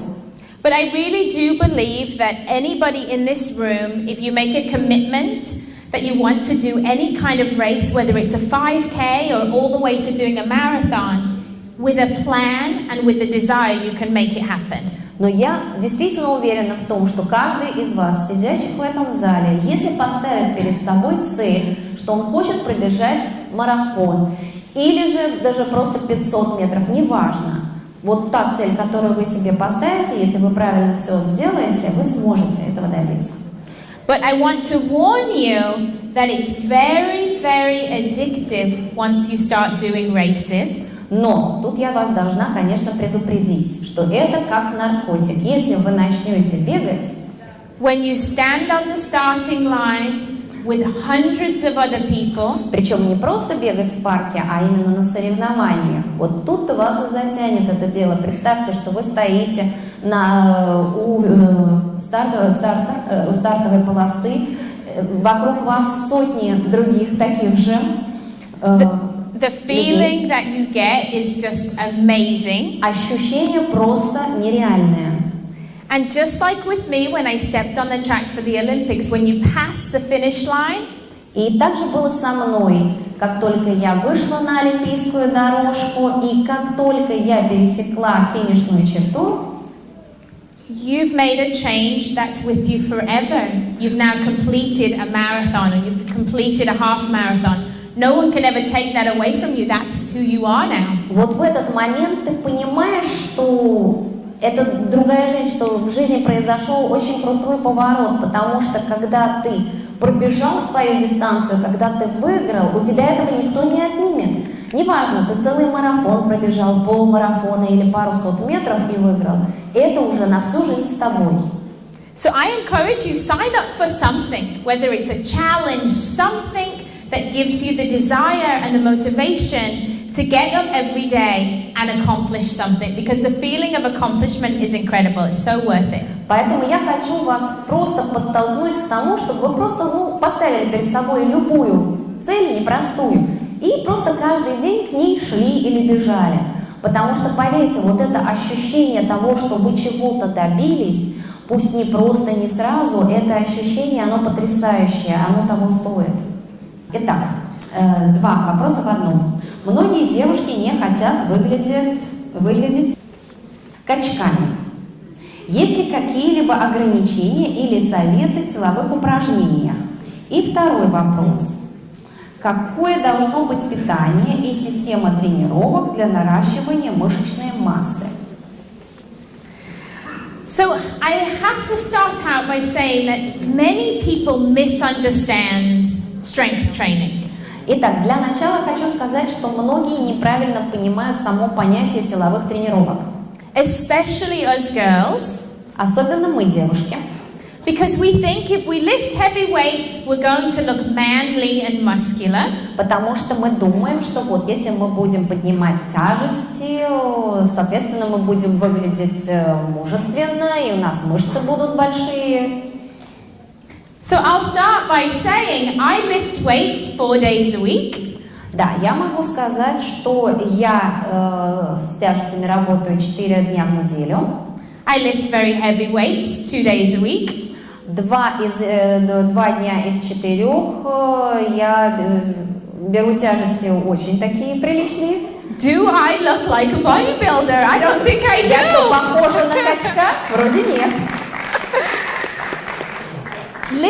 In order to look like a bodybuilder, you would have to dedicate to 7 hours a day of lifting weights. Для того, чтобы стать похожими на бодибилдеров, вам, девушки, пришлось бы на это каждый день по 6-7 часов тренировок тратить и действительно очень большой вес поднимать. It's one of the hardest disciplines in the world to achieve that huge, big, bulky muscle mass. Потому что на самом деле это очень тяжелая задача, вот добиться такой вот большой мышечной массы. And so when people ask me how much weight should I lift during a workout, и когда меня спрашивают, какой вес нужно устанавливать во время этих тренировок, I say a weight that's heavy enough that you feel like you're working at maybe a 7 or 8 out of 10. Я считаю, что я всегда отвечаю, что вес должен быть достаточным для того, чтобы вы по шкале 10, например, 7 набрали, скажем так, то есть это не что-то легкое должно быть. But not so heavy that you lift it with poor form, and I'll explain what that means. Но при этом вес не должен быть слишком большим, чтобы вы его с трудом поднимали. So, for instance, when you see somebody in the gym that's lifting heavy weights and they're using their whole body momentum and they're shaking, their muscles are shaking, that's too heavy. Потому что как можно определить, что для вас слишком тяжелый вес? Это когда вы видите кого-то, кто тужится, с трудом там поднимает штангу, и при этом у него все мышцы трясутся, ноги не стоят, человек теряет равновесие и так далее. То есть это слишком тяжело. So lifting weights that feels hard, but not so hard that you feel like you're going to hurt your back or your knee. Соответственно, надо поднимать такой вес, который, да, не просто поднять, но при этом не слишком трудно поднять. And I want to share with all my ladies in here that having lean muscle mass makes your body burn more calories all day long. And that's because it takes more calories to sustain muscle than it does to sustain fat. Почему? Потому что если у вас большая мышечная масса, то на ее поддержание требуется больше калорий, чем на поддержание жира, например. So I think that 2 days a week that are purely focused on strength, lifting weights, building major muscle groups. Соответственно, я считаю, что 2 дня в неделю надо полностью посвятить силовым тренировкам, то есть наращиванию мышечной массы основных мышц. Is great, and in terms of the diet and how to have your diet so that you're building muscle. Это хорошо и полезно, и при этом надо помнить, естественно, о сбалансированном питании, с тем, чтобы и питание помогало вам наращивать мышечную массу. Is to ensure that you're getting that correct balance of protein in your diet. Within 20 minutes of your workout, make sure you're getting the protein.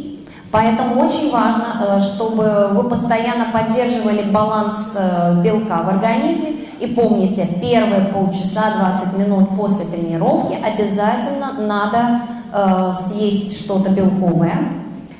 And understanding that you can't be on a calorie-restricted diet when you're trying to build muscle. И при этом надо понимать, что нельзя садиться на диету с ограничением калорий, когда вы стараетесь нарастить мышечную массу. You need to make sure that you're getting that balance of carbohydrates, fats and proteins in that 30-30-40 that we talked about every single day. Помните, тут главное, чтобы у вас было просто правильное соотношение в том, что вы едите. У вас должно быть правильное соотношение углеводов, белков и жиров, да. Like I said earlier too, I want to teach you guys to be body aware, be aware of your own body and listen to what your body needs. Поэтому я вам не зря говорила, что прежде всего надо почувствовать свое тело и прислушаться к его пожеланиям, скажем так. On days that I'm working out very, very hard, I tend to feel more hungry, and that's because my body essentially needs more calories. Например, в те дни, когда я занимаюсь особо интенсивными тренировками, я чаще испытываю чувство голода, потому что действительно мой организм из-за таких тренировок нуждается в экстренном количестве калорий.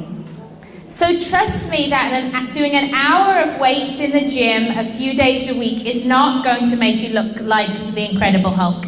Поэтому поверьте, если вы всего лишь будете час в неделю в фитнес-клубе заниматься, ну то есть силовыми тренировками, если будете заниматься всего 2 раза в неделю по часу, то на бодибилдеров вы никогда похожи не будете. Посмотрите на меня. Итак, заключительный вопрос. Как вписать йогу в систему тренировок? Как вы относитесь к йоге? I love yoga. I teach yoga myself. We're going to do some yoga today. Я обожаю йогу и преподаю сама йогу. Кстати, у нас сегодня тоже с вами будет немного йоги. Yes. You know, I think yoga is great for gaining flexibility. Мне кажется, йога это здорово, если вы хотите гибкость развить. But it's also good for building strength. A lot of the poses can help actually build muscle. Но йога также хороша в качестве, как сказать, не силовой тренировки, но для укрепления мышц, потому что она помогает эти мышцы наращивать немножко. I love yoga because it teaches that body awareness that I'm talking about. You have to listen to your body when you're putting yourself in the poses to make sure you're not pushing too hard.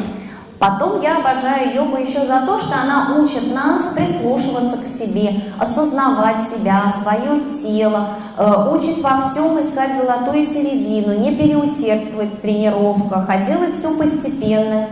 And then yoga's great because it teaches you how to breathe correctly for your workouts, connects your mind with your body. Потом йога, она учит вас правильно дышать, например, во время тренировок. Она вас готовит к принятию правильных поз.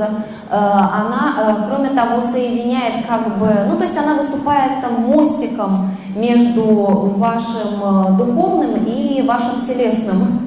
And I'll share with you really quickly. So my husband was also an athlete. Еще хочу одну вещь быстро сказать. Мой муж тоже был спортсменом. He is a famous baseball player in the USA. Он известный бейсболист в США. But now he's actually retired. He retired a couple of years ago from sports. Но пару лет назад он ушел из большого спорта. And he goes to yoga every single day. И он каждый день ходит на сеансы йоги. He goes 7 days a week to a yoga studio close to my home. Итак, вот 7 дней в неделю, то есть каждый божий день он идет в студию йоги, которая недалеко от нашего дома. He loads himself up with all his Herbalife products to go to his yoga class. Естественно, отправляясь на занятия йоги, он загружает сумку полную продуктами Herbalife. And a lot of his athlete friends, when he sees them, they say, "Wow, you know, what are you doing for your workout? You look great." И знаете, что интересно? Многие из его друзей, тоже спортсмены, бывшие спортсмены, глядя на него, все спрашивают: послушай, ты как тренируешься вообще? Что ты делаешь? Ты как-то слишком потрясающе выглядишь. And then he says, "Oh, I'm going to yoga every day." Он и говорит: я каждый день на йогу хожу. You know, and his big muscular friends will laugh. You're going to yoga? И его такие друзья, все такие мощные, мускулистые, говорят: ты что, на йогу ходишь? But I feel like he's a true example of how yoga, if you do it right and you're consistent, you can still have good, strong muscles and be in good shape. Но при этом, послушайте, я чувствую, что йога действительно помогает в таком случае, если у тебя и так мышцы достаточно развиты, она помогает их поддерживать сильными, крепкими, и ты просто в хорошей форме находишься.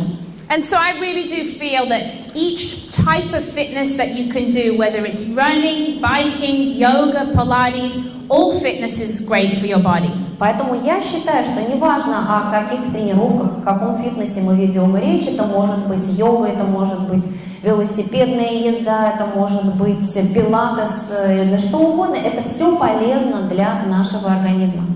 So I'll share 2 little rules about fitness before we go and actually do our workout. Так, перед тем, как мы с вами сейчас выйдем из зала и займемся делом, наконец-то, я вам хочу 2 золотых правила сказать. Послушайте. And so I have a general rule with fitness. I say if it doesn't feel right, don't do it. Первое общее правило, запомните. Если вы что-то делаете, и вам как-то это не делается, не делайте. То есть, если что-то не так вам кажется, не делайте. If an exercise feels incredibly uncomfortable and maybe slightly painful, that's your body's way of telling you not to do it. Поверьте, если когда вы делаете какое-то упражнение или какую-то тренировку, если вы чувствуете, что вам неудобно это делать или это больно, это неспроста, это ваш организм, ваше тело говорит вам: не делай этого. Now, I don't mean just feeling a little bit uncomfortable. Нет, That's я не okay. имею в виду легкий дискомфорт. No excuse. If it's a little bit uncomfortable, it's okay. But if an exercise is really starting to hurt you, there are so many other choices that you could do to make your body feel good. There's no point doing things that don't feel good because you won't stick with them long term. Я не имею в виду легкий дискомфорт, когда вы что-то в первый раз делаете, например. Нет, конечно. Но если вам реально больно, не делайте этого, потому что огромные возможности, огромное количество других возможных тренировок, упражнений и так далее, которые помогут вам добиться того же, но с меньшими затратами и меньшей кровью, что называется. И потом, если вы что-то будете делать, вам это будет больно, некомфортно, неприятно, вы этого долго не будете делать. And rule number 2 is that you have to make fitness fun. И второе правило. Фитнес, то есть тренировки, должны для вас быть увлекательными, интересными. If you love dancing, dance your way fit. Вы должны получать удовольствие. Если вам нравится танцевать, танцуйте, используйте танцы в качестве фитнеса. If you love running, run your way fit. You get to choose what's right for your body. Если вам нравится бегать, пусть бег станет вашим фитнесом. Вы выбираете, что комфортнее, что больше нравится вашему телу. Thank you so much for your awesome questions. Спасибо за шикарные вопросы, кстати. To work out with me. Так, кто готов со мной? And roll your head around Так, forward. повороты головы из стороны в сторону.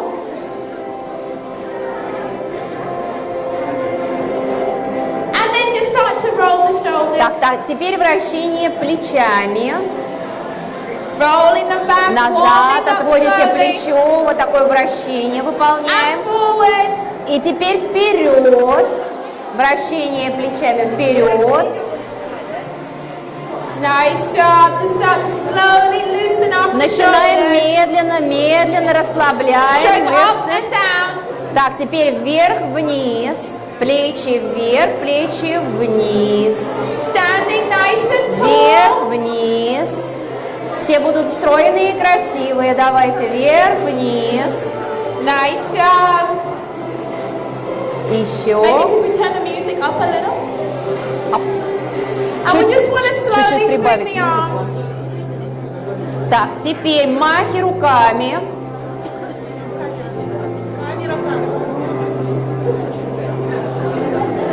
Gently increasing the movement.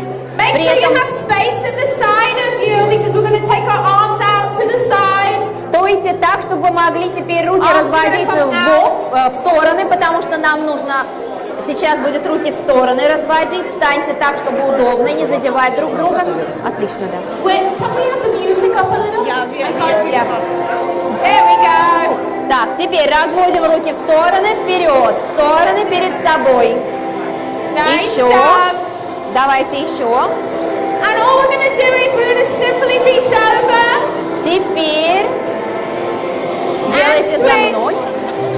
Наклоны в And сторону. switch. And switch. Keep it going. Еще раз.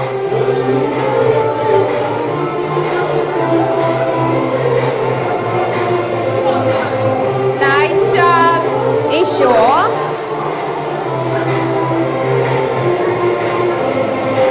Take your arms out front for me. We're just Спасибо. going to А sit down in теперь a squat.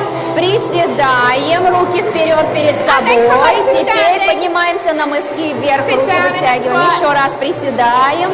Up you come. На мыски вверх перед Sitting собой. down. Руки приседаем. Up we Еще go. раз. You got it. Молодцы.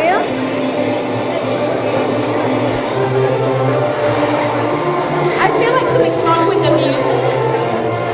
It's okay. Nice job. Еще.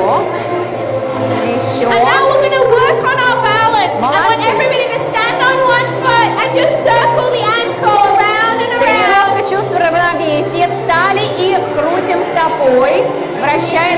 ногой. Тренируем чувство равновесия. And other way.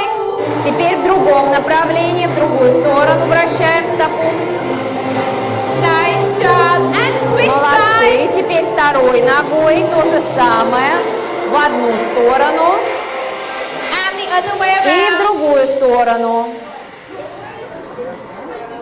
Great job. Just want to slowly loosen off your body. Молодцы. Так мы медленно наше тело постепенно раскрепощаем. Nice job. So now feet are apart. It's time to start moving a little. Who's ready Теперь to move? смотрите на меня. Начинаем реальные движения. Nice job. Just reaching over a little Молодцы, further молодцы. each time.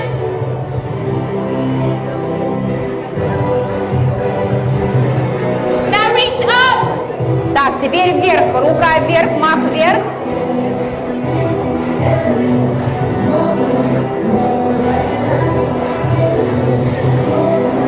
Nice job.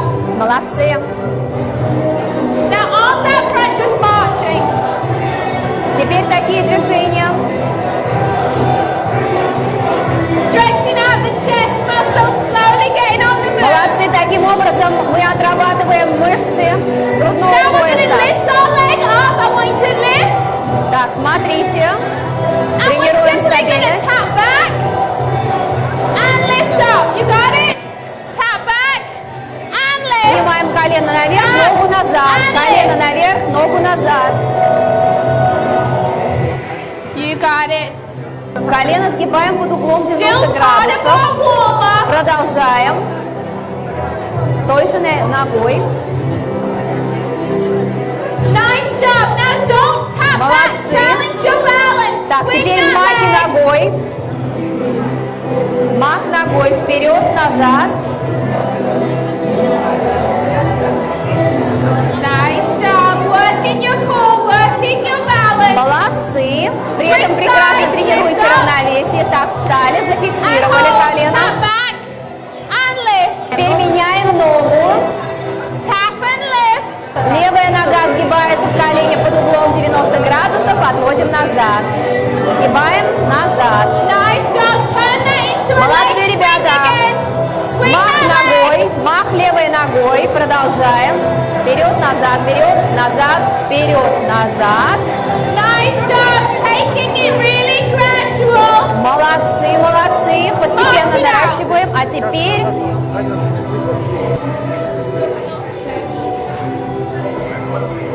Let's take that march up into a little bit of a jog.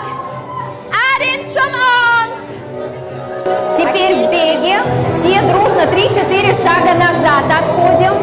3-4 шага назад делаем, ребята. Nice job. Now let's turn this into something what I call Так, step, теперь step, in, step, боковые step, выпады. Шаги в сторону, да. step, step. You got it. Молодцы, сразу усекли. Nice job. This is still our warm-up. Продолжаем. Add in Продолжаем. a little hip swing. Молодцы. Nice job. Now we're just going to do a simple level 1. Так, теперь смотрите, Level one, отводим right ногу, here. приводим. Отведение ноги в сторону. You got it. Now let's take this up a little. Так, а теперь Right тоже, here. но в прыжке. Are you feeling warmed up and ready to work out? Ну как, чувствуете? Чувствуете, у вас все Okay. получается, молодцы.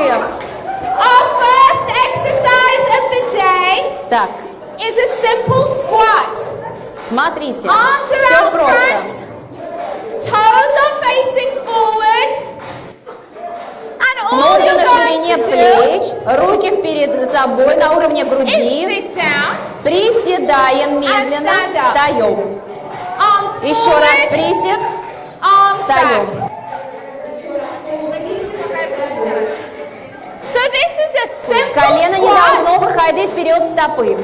that works your booty. Смотрите, это сделает вас красивыми. It works your quads. Это сделает вас стройными. And this is what I call a simple exercise for everybody, И okay? посмотрите, какое простое упражнение. Пятки не отрываем от пола. Now, what would we want to do if we И want to колено make не this a little заходит за стопу harder? спереди. We Следите за sit коленями. and we lift one leg. Теперь смотрите, and lift. подъем ноги, Sit and присели, lift. подъем ноги, присели, подъем ноги, присели. This is what I call level 2. Это у нас второй уровень. Nice job. Вот, молодцы. So a level 2 exercise. Продолжаем. How could we make this a little bit harder? Так, еще давайте чуть-чуть. Let's sit down and come up onto our А toes. теперь вытягиваемся на цепочки, снова полуприсед. There you go, you got it. Приседаем, таз назад отводим, колено не выходит за пределы стопы. Nice job. Ой, молодцы. Now let me rest your legs for a Так, second. теперь в другом темпе поработаем. Now how could we make it a little Шаги harder? отрабатываем. Do you guys want more? Нравится вам? Now our next part of a squat Молодцы, продолжаем ходьбу. is we're going to do what's called a squat jump. So we're going to sit down, Смотрите, мы усложним sit задание. low with me. Who Полуприсед. can give me 5 jumps? Let's go. 1, Теперь подпрыгиваем и снова обратно в полуприсед. 3, 4, Таз отводим назад, колени вперед не заводим. March it out. Так, опять шагаем. Шаги. Now let's see if you remember level 1. Just Так, right here. запомните, да? Полуприсед, руки назад отводим. Полуприсед, руки назад.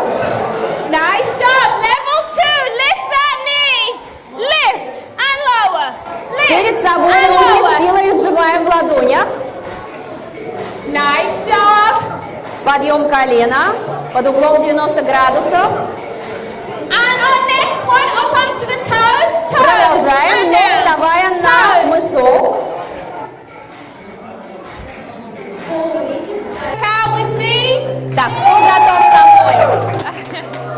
Okay, we're going to start with a warm-up. Feet are apart.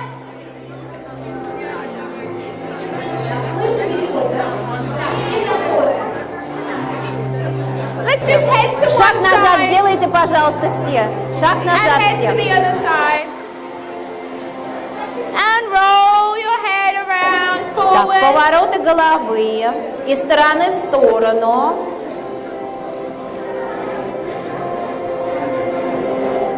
And then just start to roll the shoulders. Так, теперь вращение плечами. Rolling them back, Назад warming up отводите slowly. плечо, вот такое вращение выполняем. And forward. И теперь вперед. Вращение плечами вперед. Nice job. Just start to slowly loosen up the Начинаем shoulders. медленно расслабляем Shake up мышцы. and down. Так, теперь вверх-вниз. Плечи вверх, плечи вниз. Standing nice and tall. Вверх-вниз. Все будут стройные и красивые. Давайте вверх-вниз. Nice job. Еще. Maybe could we turn the music up a little?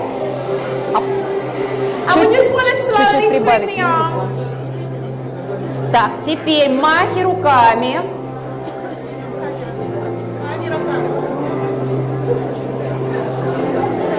Gently increasing the movements.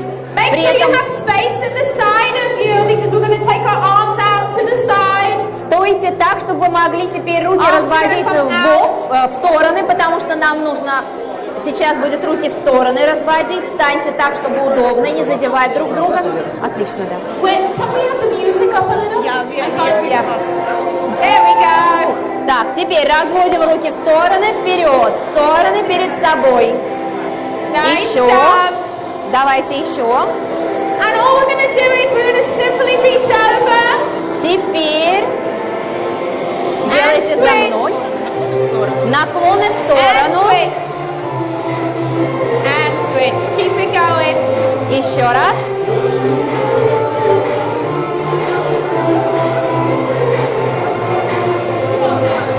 Nice job. Еще.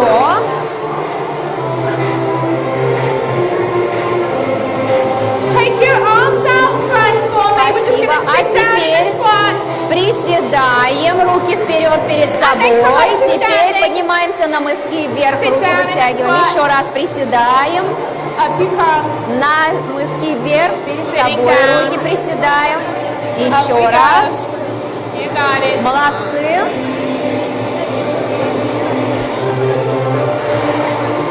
I feel like something's wrong with the music.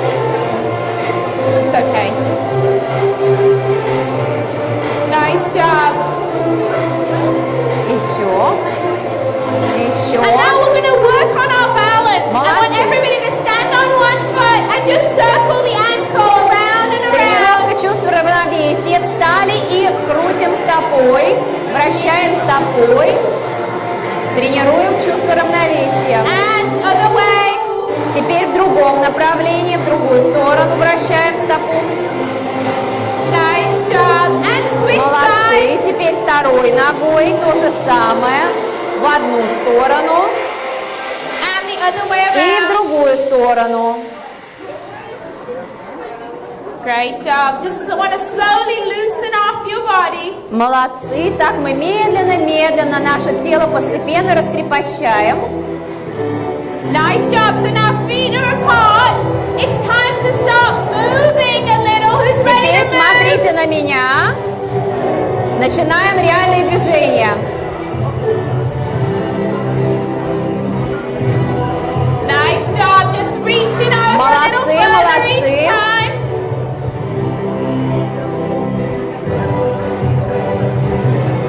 Now reach up. Так, теперь вверх. Рука вверх, мах вверх.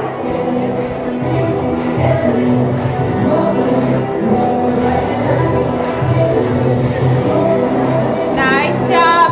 Молодцы. Now arms out front, just marching. Теперь такие движения. Stretching out the chest muscles, slowly getting on the move. Молодцы. Таким образом мы отрабатываем мышцы грудного Now we're going to пояса. lift our leg up. I want you to lift. Так, смотрите. And we're Тренируем simply going to стабильность. tap back and lift up. You got it? Колено поднимаем Tap наверх, back соответственно, отводим and ногу. lift. Поднимаем колено наверх, ногу назад. Колено наверх, ногу назад. Колено сгибаем You под углом got it. 90 градусов. Колено сгибаем под углом 90 Still part of градусов. our warm-up. Продолжаем. Той же ногой. Nice job. Now don't tap back. Молодцы. Challenge your balance. Так, Swing теперь that махи leg. ногой. Мах ногой вперед, назад. Nice job. Working your core, working your balance. Молодцы. При этом прекрасно тренируйте равновесие. Так, встали, And зафиксировали hold. колено. Tap back. Меняем And ногу, lift. меняем Теперь ногу. меняем ногу. Левая нога Tap согнута and под углом lift. 90 градусов. Левая нога сгибается в колене под углом 90 градусов. Отводим назад. Сгибаем назад. Nice job. Turn that into a Молодцы, leg swing ребята. again. Swing Мах that leg. ногой, мах левой ногой. Продолжаем. Вперед, назад, вперед, назад. Nice job. Taking it really gradual. Молодцы, молодцы. Постепенно March it out. наращиваем. А теперь А если это шаги. Let's take that Три-четыре march up шага into a назад. little bit of a jog. Add in беги, some 3-4 arms. шага назад, скажи. Теперь в беге. Все дружно 3-4 шага назад. Отходим. 3-4 шага назад делаем, ребята. Nice job.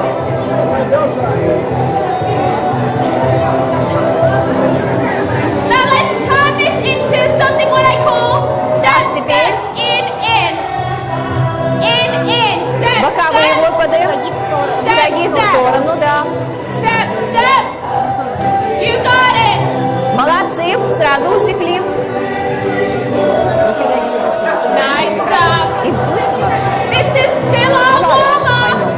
Так, продолжаем. Продолжаем. And a little hip swing. Молодцы. Nice job.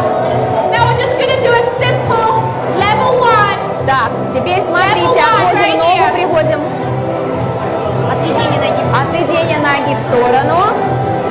Может, сами еще говорите громче. Прям так. You got it. Да и Now так. let's take this up a little. Так, а теперь Right тоже here. в прыжке. Are you feeling warmed up and ready to work out? Ну как, чувствуете? Чувствуете, у вас все Okay. получается, молодцы. Our first exercise of the day Так, is a simple squat. смотрите, Arms все around просто. front, toes are facing forward, Ноги на ширине. and Так, all ноги you're на going ширине to do плеч, руки перед собой на уровне is груди. sit down, Приседаем медленно, stand up. встаем. arms Еще раз forward, присед, arms встаем. back. Обратите Еще раз внимание, чтобы- полуприсед, встаем. Внимание, чтобы колено не заходило So this вперед is a стопы. simple Колено не squat должно выходить вперед стопы. that works your booty, Смотрите, это сделает вас красивыми, it works your quads, это сделает вас стройными. and this is what I call a simple exercise for everybody, И okay? посмотрите, какое простое упражнение. Пятки не отрываем от пола. Now what колено не we заходит want за to do, стопу if вперед. we И want to колено make не this a little заходит за стопу harder, спереди. we Следите за sit коленями. and we lift one leg. Теперь, смотрите, and подъем ноги, Sit присели, and подъем ноги, присели, подъем ноги, присели. This is what I call level 2. Это у нас второй уровень. Nice job. Вот, молодцы. So a level 2 exercise. Продолжаем. How could we make this a little bit harder? Так, еще давайте чуть-чуть. Let's sit down and come up onto our А toes. теперь вытягиваемся на цепочки, снова полуприсед. There you go. You got Приседаем, it. таз отводим назад, колено. Приседаем, таз назад отводим, колено не Up onto выходит your за toes. пределы стопы. Nice job. Ой, молодцы. Now let me rest your legs for a Так, second. теперь в другом темпе поработаем. Now how could we make it a little Шаги harder? отрабатываем. Do you guys want more? Нравится вам?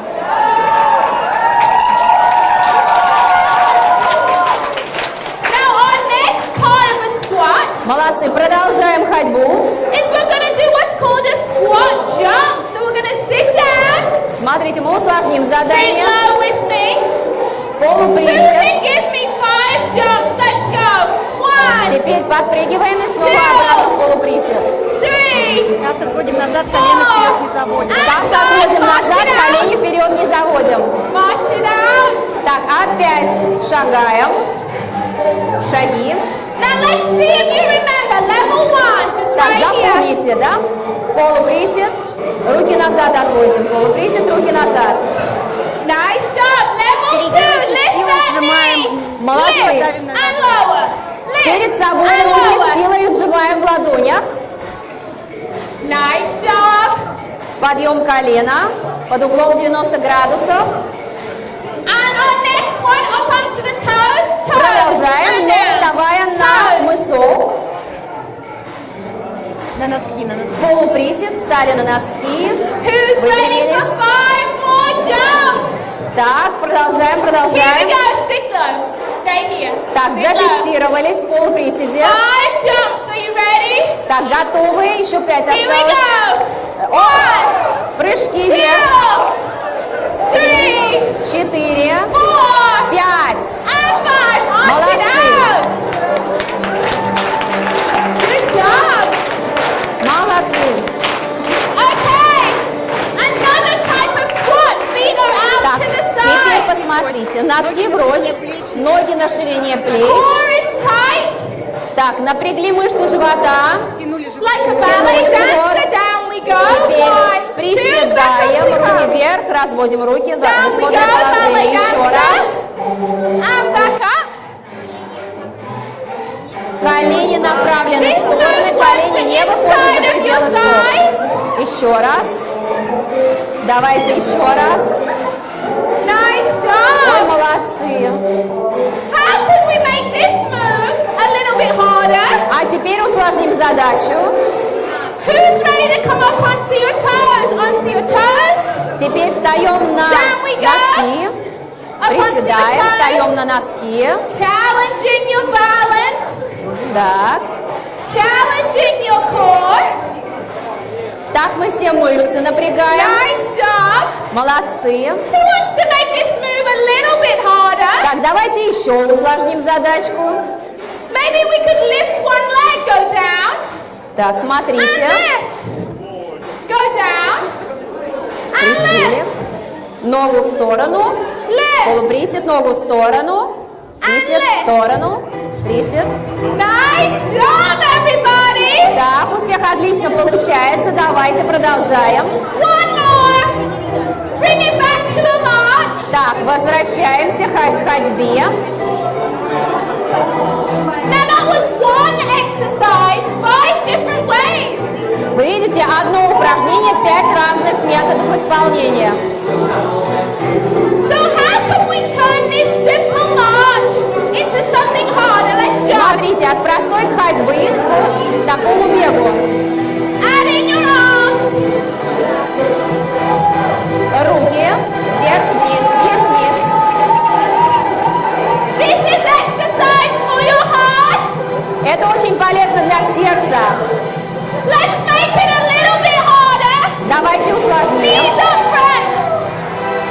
Ноги сгибаем, колени перед собой в прыжке. Nice job. Ой, молодцы. Now let's work the quads. Kick your butt. Kick. Так, теперь нога назад. Keep it going. Так, продолжаем Nice прыжки. job. Молодцы, Let's молодцы, take it back продолжаем. level one right Теперь here. смотрите, This is продолжаем level one. ходьбу. Так, первое упражнение – это шаг. Let's take it up level 2 right here. Так, теперь второе. Прыжки. Looking good. Легкий бег на месте. Who's ready? Level 3, knees up Третий front. уровень. Бег с высоким подниманием бедра на месте. Nice Коленка job. вперед. Level 4, heels to Теперь back. продолжаем бег. Заходим колени назад. Шлепаем себя по ягодицам. Who's ready for ultimate number 5? Right Молодцы. here. Теперь очень быстрый бег на месте. Faster, let's go, go, go, go. Fast as you can, let's go, right here, right here. Nice job. Back to a march. Let's come Ой, here. молодцы. Так, отводим ногу в сторону, руки в стороны This is разводим. level 1, right here, level 1. Это первый уровень. Первый уровень, ногу отводим в сторону, руки расставляем в стороны. Who's ready for level 2? Так, ко второму уровню Arms are готовы. right here. Поехали. Nice job. Прыжки, ноги в стороны.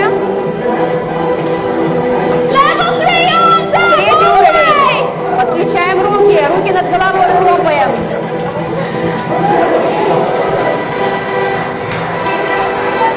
Nice job. Ой, Level молодцы. 5, right here, Так, right here. пятый уровень. Зафиксировались, Up we go. полуприсед, прыжок. Down we go. Еще раз, полуприсед, Up we go. прыжок. Who's ready for level 6? Так, кто готов к следующему уровню? Are you ready? We're gonna Готовы? stay down with me. Поехали. And we're gonna jump up like this. Смотрите, высокий прыжок. Еще раз. 5 раз нам надо сделать. Upward, shake Молодцы, it 5 out. раз сделали.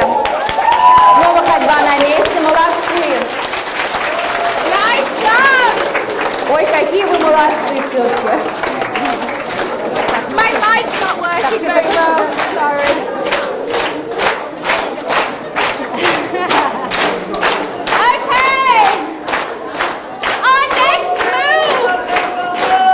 Hands are on your hips.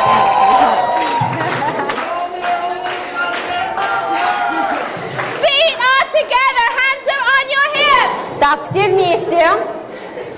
Руки Simple lunge. We're going to step на forward талии. Так, выпад and вперед, step back. ногу назад. Выпад Step ногой вперед, forward and step back. назад. Нога под углом 90 градусов, And back. назад. Выпад вперед, назад. Еще раз. Nice job. Другой ногой. This is level 1 right here. Следите за тем, чтобы колено не выходило за пределы стопы. Who's ready for level 2? Так, готовы ко второму уровню. Step forward, lift the knee. Шаг вперед, нога Step forward, поднимается, колено lift the под углом knee. 90 градусов. Step forward, lift the Выпад knee. вперед, нога поднимается. Выпад вперед, left. ногу поднимаете в колени вверх. Step and lift. You Еще got раз. it. Выпад, подъем ноги. Nice job. Выпад, Let's do the other leg. подъем, молодцы. Step Так, forward выпад второй and ногой. lift. Step Выпад, ногу and вверх. lift. You got it. Выпад, вверх Four колено. more. Молодцы. 4, И пятый раз. 3, 2, Это 3, 2. and 1. Our Один. next move. Lift this leg. Так, меняем ногу. One leg up. Правая нога в Правая We're gonna нога step поднята. forward. Под углом 90 Come градусов. all the way Выпад вперед. through. Step Обратно. Поднимаете ногу, отходите назад. way through. Еще Step раз. forward. Выпад вперед. Подъем And ноги в step колени. back. Выпад назад. Все ноги Step в углом 90 forward. градусов. Все ноги под углом 90 And градусов step back. ставим. This works your brain. Включите мозги. And switch sides. Other leg. Итак, 3 раза. Forward. Левая нога. Lift. Выпад вверх, выпад Back. назад. And lift. Ногу вверх, выпад Forward. вперед. Ногу And вверх, back. выпад назад. Back and lift. Hands on your hips. Так, руки We're going to на work the талии. inside of the thigh. We're going to step this way. Теперь будем Step it прорабатывать мышцы And back. Step it out. ягодиц. And Выпад back. вправо, ногу назад. Выпад Out. вправо, And приводим back. ногу в Four исходное more. положение. Продолжаем. 3, 2, Следите, чтобы колено не выходило за and пределы 1. стопы. Other side. This way. Let's Теперь go. в другую сторону. Step and back. Выпад, Step назад. and back. Выпад, Step and назад. back. You got it. Выпад в бок, назад. Вы все усвоили правильно. Продолжайте. 3, 3, 2, 2, and 1. 1. Bring it to the middle for Так, me. опять ходьба на месте. Let's put it all together. Hands on hips. А теперь давайте все в один комплекс объединим. Руки We're на going to талии. step forward with a bicep Выпад curl. вперед. Локти сгибаем на And step себя. Step Выпад back with the назад. lift. Руки вверх. And step back. Step В to the исходное side. положение. Выпад в бок. Руки в And стороны. lift. Step forward with a Выпад curl. вперед. Локти на себя Step back with сгибаем. a lift. Выпад назад. Руки вверх. Step to the side, arms up. Выпад в бок. Руки в стороны. And back we go. Step И forward. возвращаемся в исходное Bicep положение curl. и продолжаем. Step Выпад back, вперед. push it Выпад up. назад, руки вверх. Step out to the side. Lift. Выпад в бок, руки в стороны. Step back. Выпад назад, руки вверх. Step forward. Выпад вперед, локти на себя. Out to the side. Выпад в бок, руки Stay в low with стороны. me. Stay low. Выпад в одну Stay сторону, в low. другую сторону. С Stay перемещением low down. тяжести. Nice job. Молодцы, молодцы. Inside of your thigh is working. Nice job. Hands on your hips. Молодцы. Так, руки. We're going to take one step Наталья. this way. Step. Так, выпад в бок. Step together. Ноги вместе. Мах ногой. Step. Выпад. Step together. Ноги вместе. Lift. Мах ногой. Step. Еще раз Step выпад. together. Ноги сводим And вместе. lift. Мах ногой. You got it. Еще раз. Выпад Step левой together. ногой. Приставили lift. ногу. Мах правой Step. ногой. Выпад правой Together. ногой. Левую ногу приставили. Lift. Мах левой ногой в сторону. Oh, Еще раз. yes. Выпад в How you сторону левой feeling? ногой. Мах правой ногой в сторону. Выпад правой ногой в сторону, левую ногу приставили, левую ногу мах ногой вверх. Nice job. Выпад левой ногой, правую ногу And lift. приставили, мах вверх. One last time. Продолжаем. And lift. March it И out. теперь снова ходьба. Who's feeling good? Так, молодцы. Руки вверх. Хлопаем. Who's ready to work their abdominal muscles? Так, кто теперь готов заняться мышцами брюшного пресса? Okay, it looks like this. Arms are up. Молодцы. Руки над Knee головой. to elbow. Локти к колену. Just right here. Колено поднимается под углом 90 Stretch it градусов. Продолжаем. Руки вверх. Nice job. Колено поднимаем вверх и немножко локтями к колену скручиваемся. Работаем правой ногой.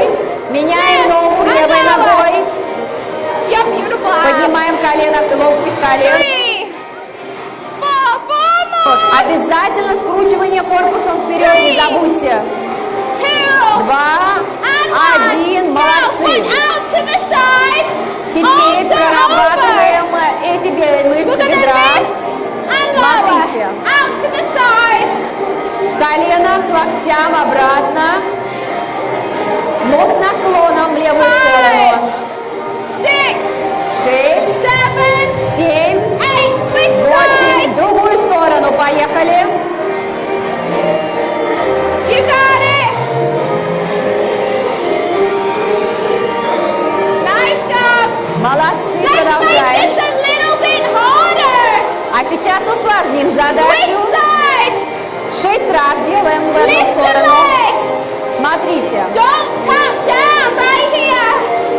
Не опускайте ногу на землю. Не опускайте ногу. 6 раз. You 5, got it. 8. 8. Nice Ой, job. молодцы. Other side. В другую сторону. Не опуская ноги на землю. And lower. You got it. 4 more. Молодцы. Еще 2 раза. 2. 2, And 1. Bring it 1. here. Молодцы. Ноги на ширине плеч. We're just gonna В twist. приседе начинаем вращение. Chest is Руки up. к голове. Это повороты Let's get a little вправо-влево. lower. Little higher. Таз фиксируем, не двигаем. Двигаем только корпусом. Nice job. Молодцы. One more time. Down we go. Продолжаем Up we повороты. come. Bring your feet in. А теперь Hands are ноги here. на ширине плеч. Opposite sides. И перекрестный мах коленом. Мах коленом в направлении локтя. Reach across the body. You got it. Reach across. Обязательно касайтесь коленом локтя. Keep it Локти going. плечо разворачиваем полностью к колену. Let's make this a little harder. А сейчас еще сложнее сделаем Feet out, задачу. arms out. Смотрите. Let's bring Руки knees to вытянуты hands. вперед перед собой. Колено, мах коленом. Отводим колено назад. Мах коленом вперед, колено назад. Use the chest muscles right here. Угол корпуса, угол наклона корпуса 45 Work the градусов. chest. Теперь отводим локти назад и руки вперед. Отводим руки назад, руки вперед. Так, снова возвращаемся к ходьбе. Arms forward, foot back. Теперь в Here другую we go. сторону. Lift and lower. Смотрите. Lift, Колено вперед, руки назад. lift. Колено You got вверх. it. Молодцы. One last move for your abs. Последний Bring it сейчас. to the front. Смотрите. This is our last one. Это Hands are here. последнее, самое последнее внимание. This is a hard one. Но Right это очень here. трудное упражнение. And up. Смотрите, меняем сторону в прыжке. Up. В прыжке меняем ногу. Up. You got it. Work them abs. Плечевой локоть полностью поворачивается к колену. Меняем ногу в прыжке. job. Shake it out. Молодцы, ходьба. How are you feeling? Ходьба на месте. Как ощущения? Okay. Понравилось? Okay, it's time to get graceful. Так, теперь пора сменить задачу. Hands are out to the side. Ладони развернули таким Point your toe образом. forward. Правую ногу выставили Slide it вперед. around. И на носке сделали полукруг и отвели назад в приседе. And again around. Dip. Чертите полукруг правой ногой, мы носком правой ноги. Classic ballet move. Это как в классическом балете. Девушки, давайте, давайте. Now let's make this a little more А challenging. сейчас еще усложним упражнение. Let's lift the leg А теперь приподнимаем ногу. and lower. Давайте, давайте. Приподняли ногу, сделали полукруг, присели назад. Вернули в исходное положение. Nice Еще job. раз. Three Молодцы. Ой, молодцы. One more. Еще последнее. And switch sides. Так, Foot is теперь out. левая нога работает. Slide it around. Начинаем с очерчивания полукруга. Присели назад, вернулись в исходное положение. And dip it down. Продолжаем. Ладони развернуты кверху. Ладони развернуты кверху, девушки. One more. Продолжаем, продолжаем, пока не поднимая ноги. 3, 3, 2, 2, and 1. Now lift Один. that leg up. А сейчас That leg. поднятой ногой очерчивайте полукруг и задний присед. Nice job. 3 Молодцы, more. молодцы. Еще 3 Three. раза. 3, 2, 2, and 1. Shake 1. it out. Так, теперь бег на месте, ходьба Now на let's месте. increase our balance. Hands are on hips. Так, руки на талию, We're going to step back выпад ноги назад, колено согнуто, and go forward. потом наклоняетесь. Step Таким back образом, опять реверанс назад, and lean forward. Watch your kick наклоняетесь the person параллельно behind you. полу. Еще раз выпад назад, присед, And lean. Keep your наклоняетесь. hands on your hips. В наклоне корпус и нога должны быть по одной прямой и параллельно looking полу. good. Еще раз, выпад Tap and назад, lean. корпус и нога параллельно One more полу. time. Еще раз, один раз. Tap and lean. Так, молодцы. sides. Теперь меняем сторону. Around we Левая go. нога работает. Tap and lean. Левая Around. нога отводим назад. Tap. Chest Подъем forward. ноги вверх. Тело параллельно Get a little полу. lower. Еще раз. You got it. Продолжаем, продолжаем. Nice job. 2 more. Еще 2 раза и закончим.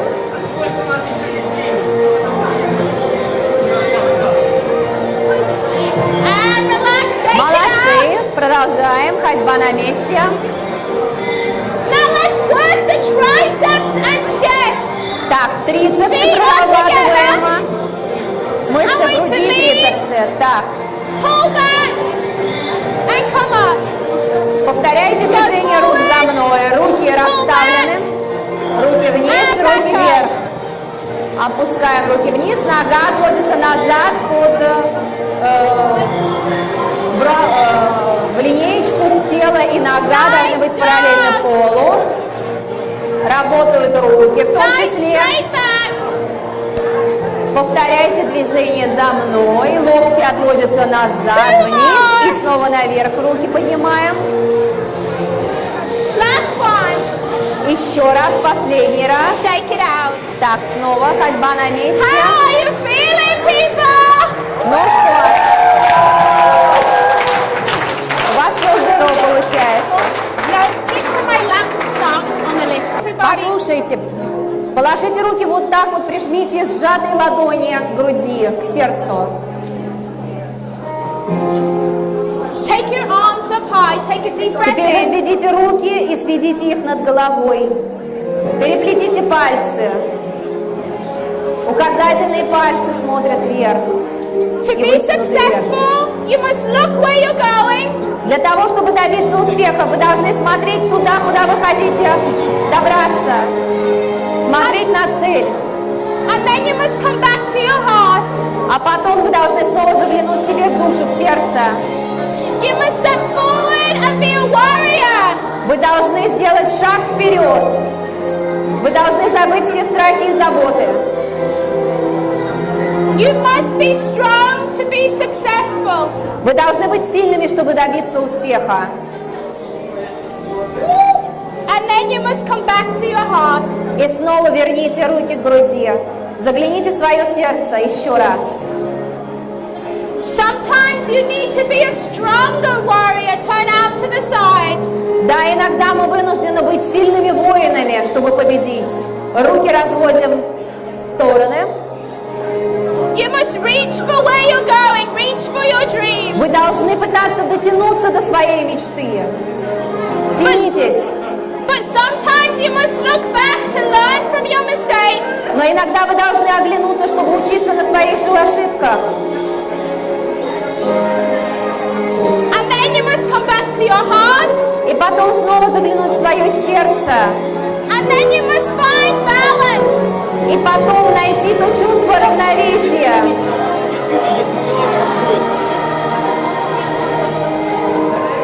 You must open your heart for information. Теперь откройте свои сердца и умы для информации, для всего нового.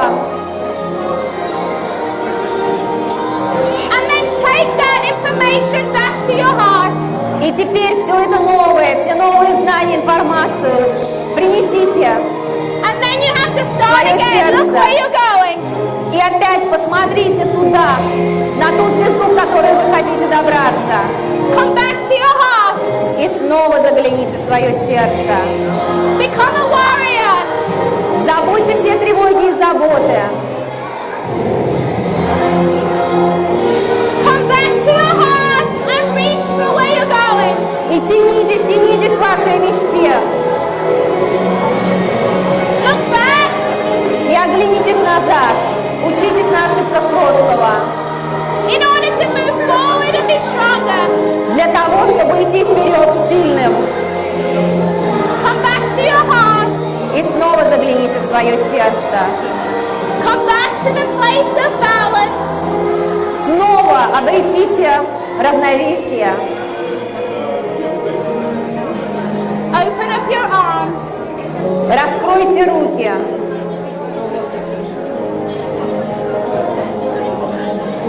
Come back to your heart. И снова загляните в сердце. Turn and open your heart. Оглянитесь. Come back to the center.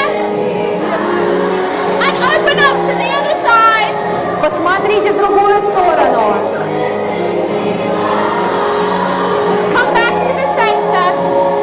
И снова Take вернитесь. your arms out С чего вы wide. начали? Разведите руки, обнимите этот мир. Cross your arms over. Обнимите себя. Because to be successful, you must love yourself. Потому что, чтобы добиться успеха, вы должны себя любить прежде всего. You must love yourself and then open up your arms. Вы должны любить себя и обнять этот мир. Разведите руки. Hold on to the person next to you. Подержитесь за стоящего рядом с вами. Протяните руку стоящему рядом. Because true success is taking other people with you on your journey. Потому что истинный успех дается тому, кто может свое путешествие взять других. And as you become successful on your journey, И когда вы добьетесь успеха в вашем путешествии, you must come back to your heart вы должны снова заглянуть в свое сердце and bow. You must always remain humble. и поклониться, благодаря судьбу за то, что вам дан этот успех. Потому что мы всегда должны сохранять Namaste, скромность. everybody!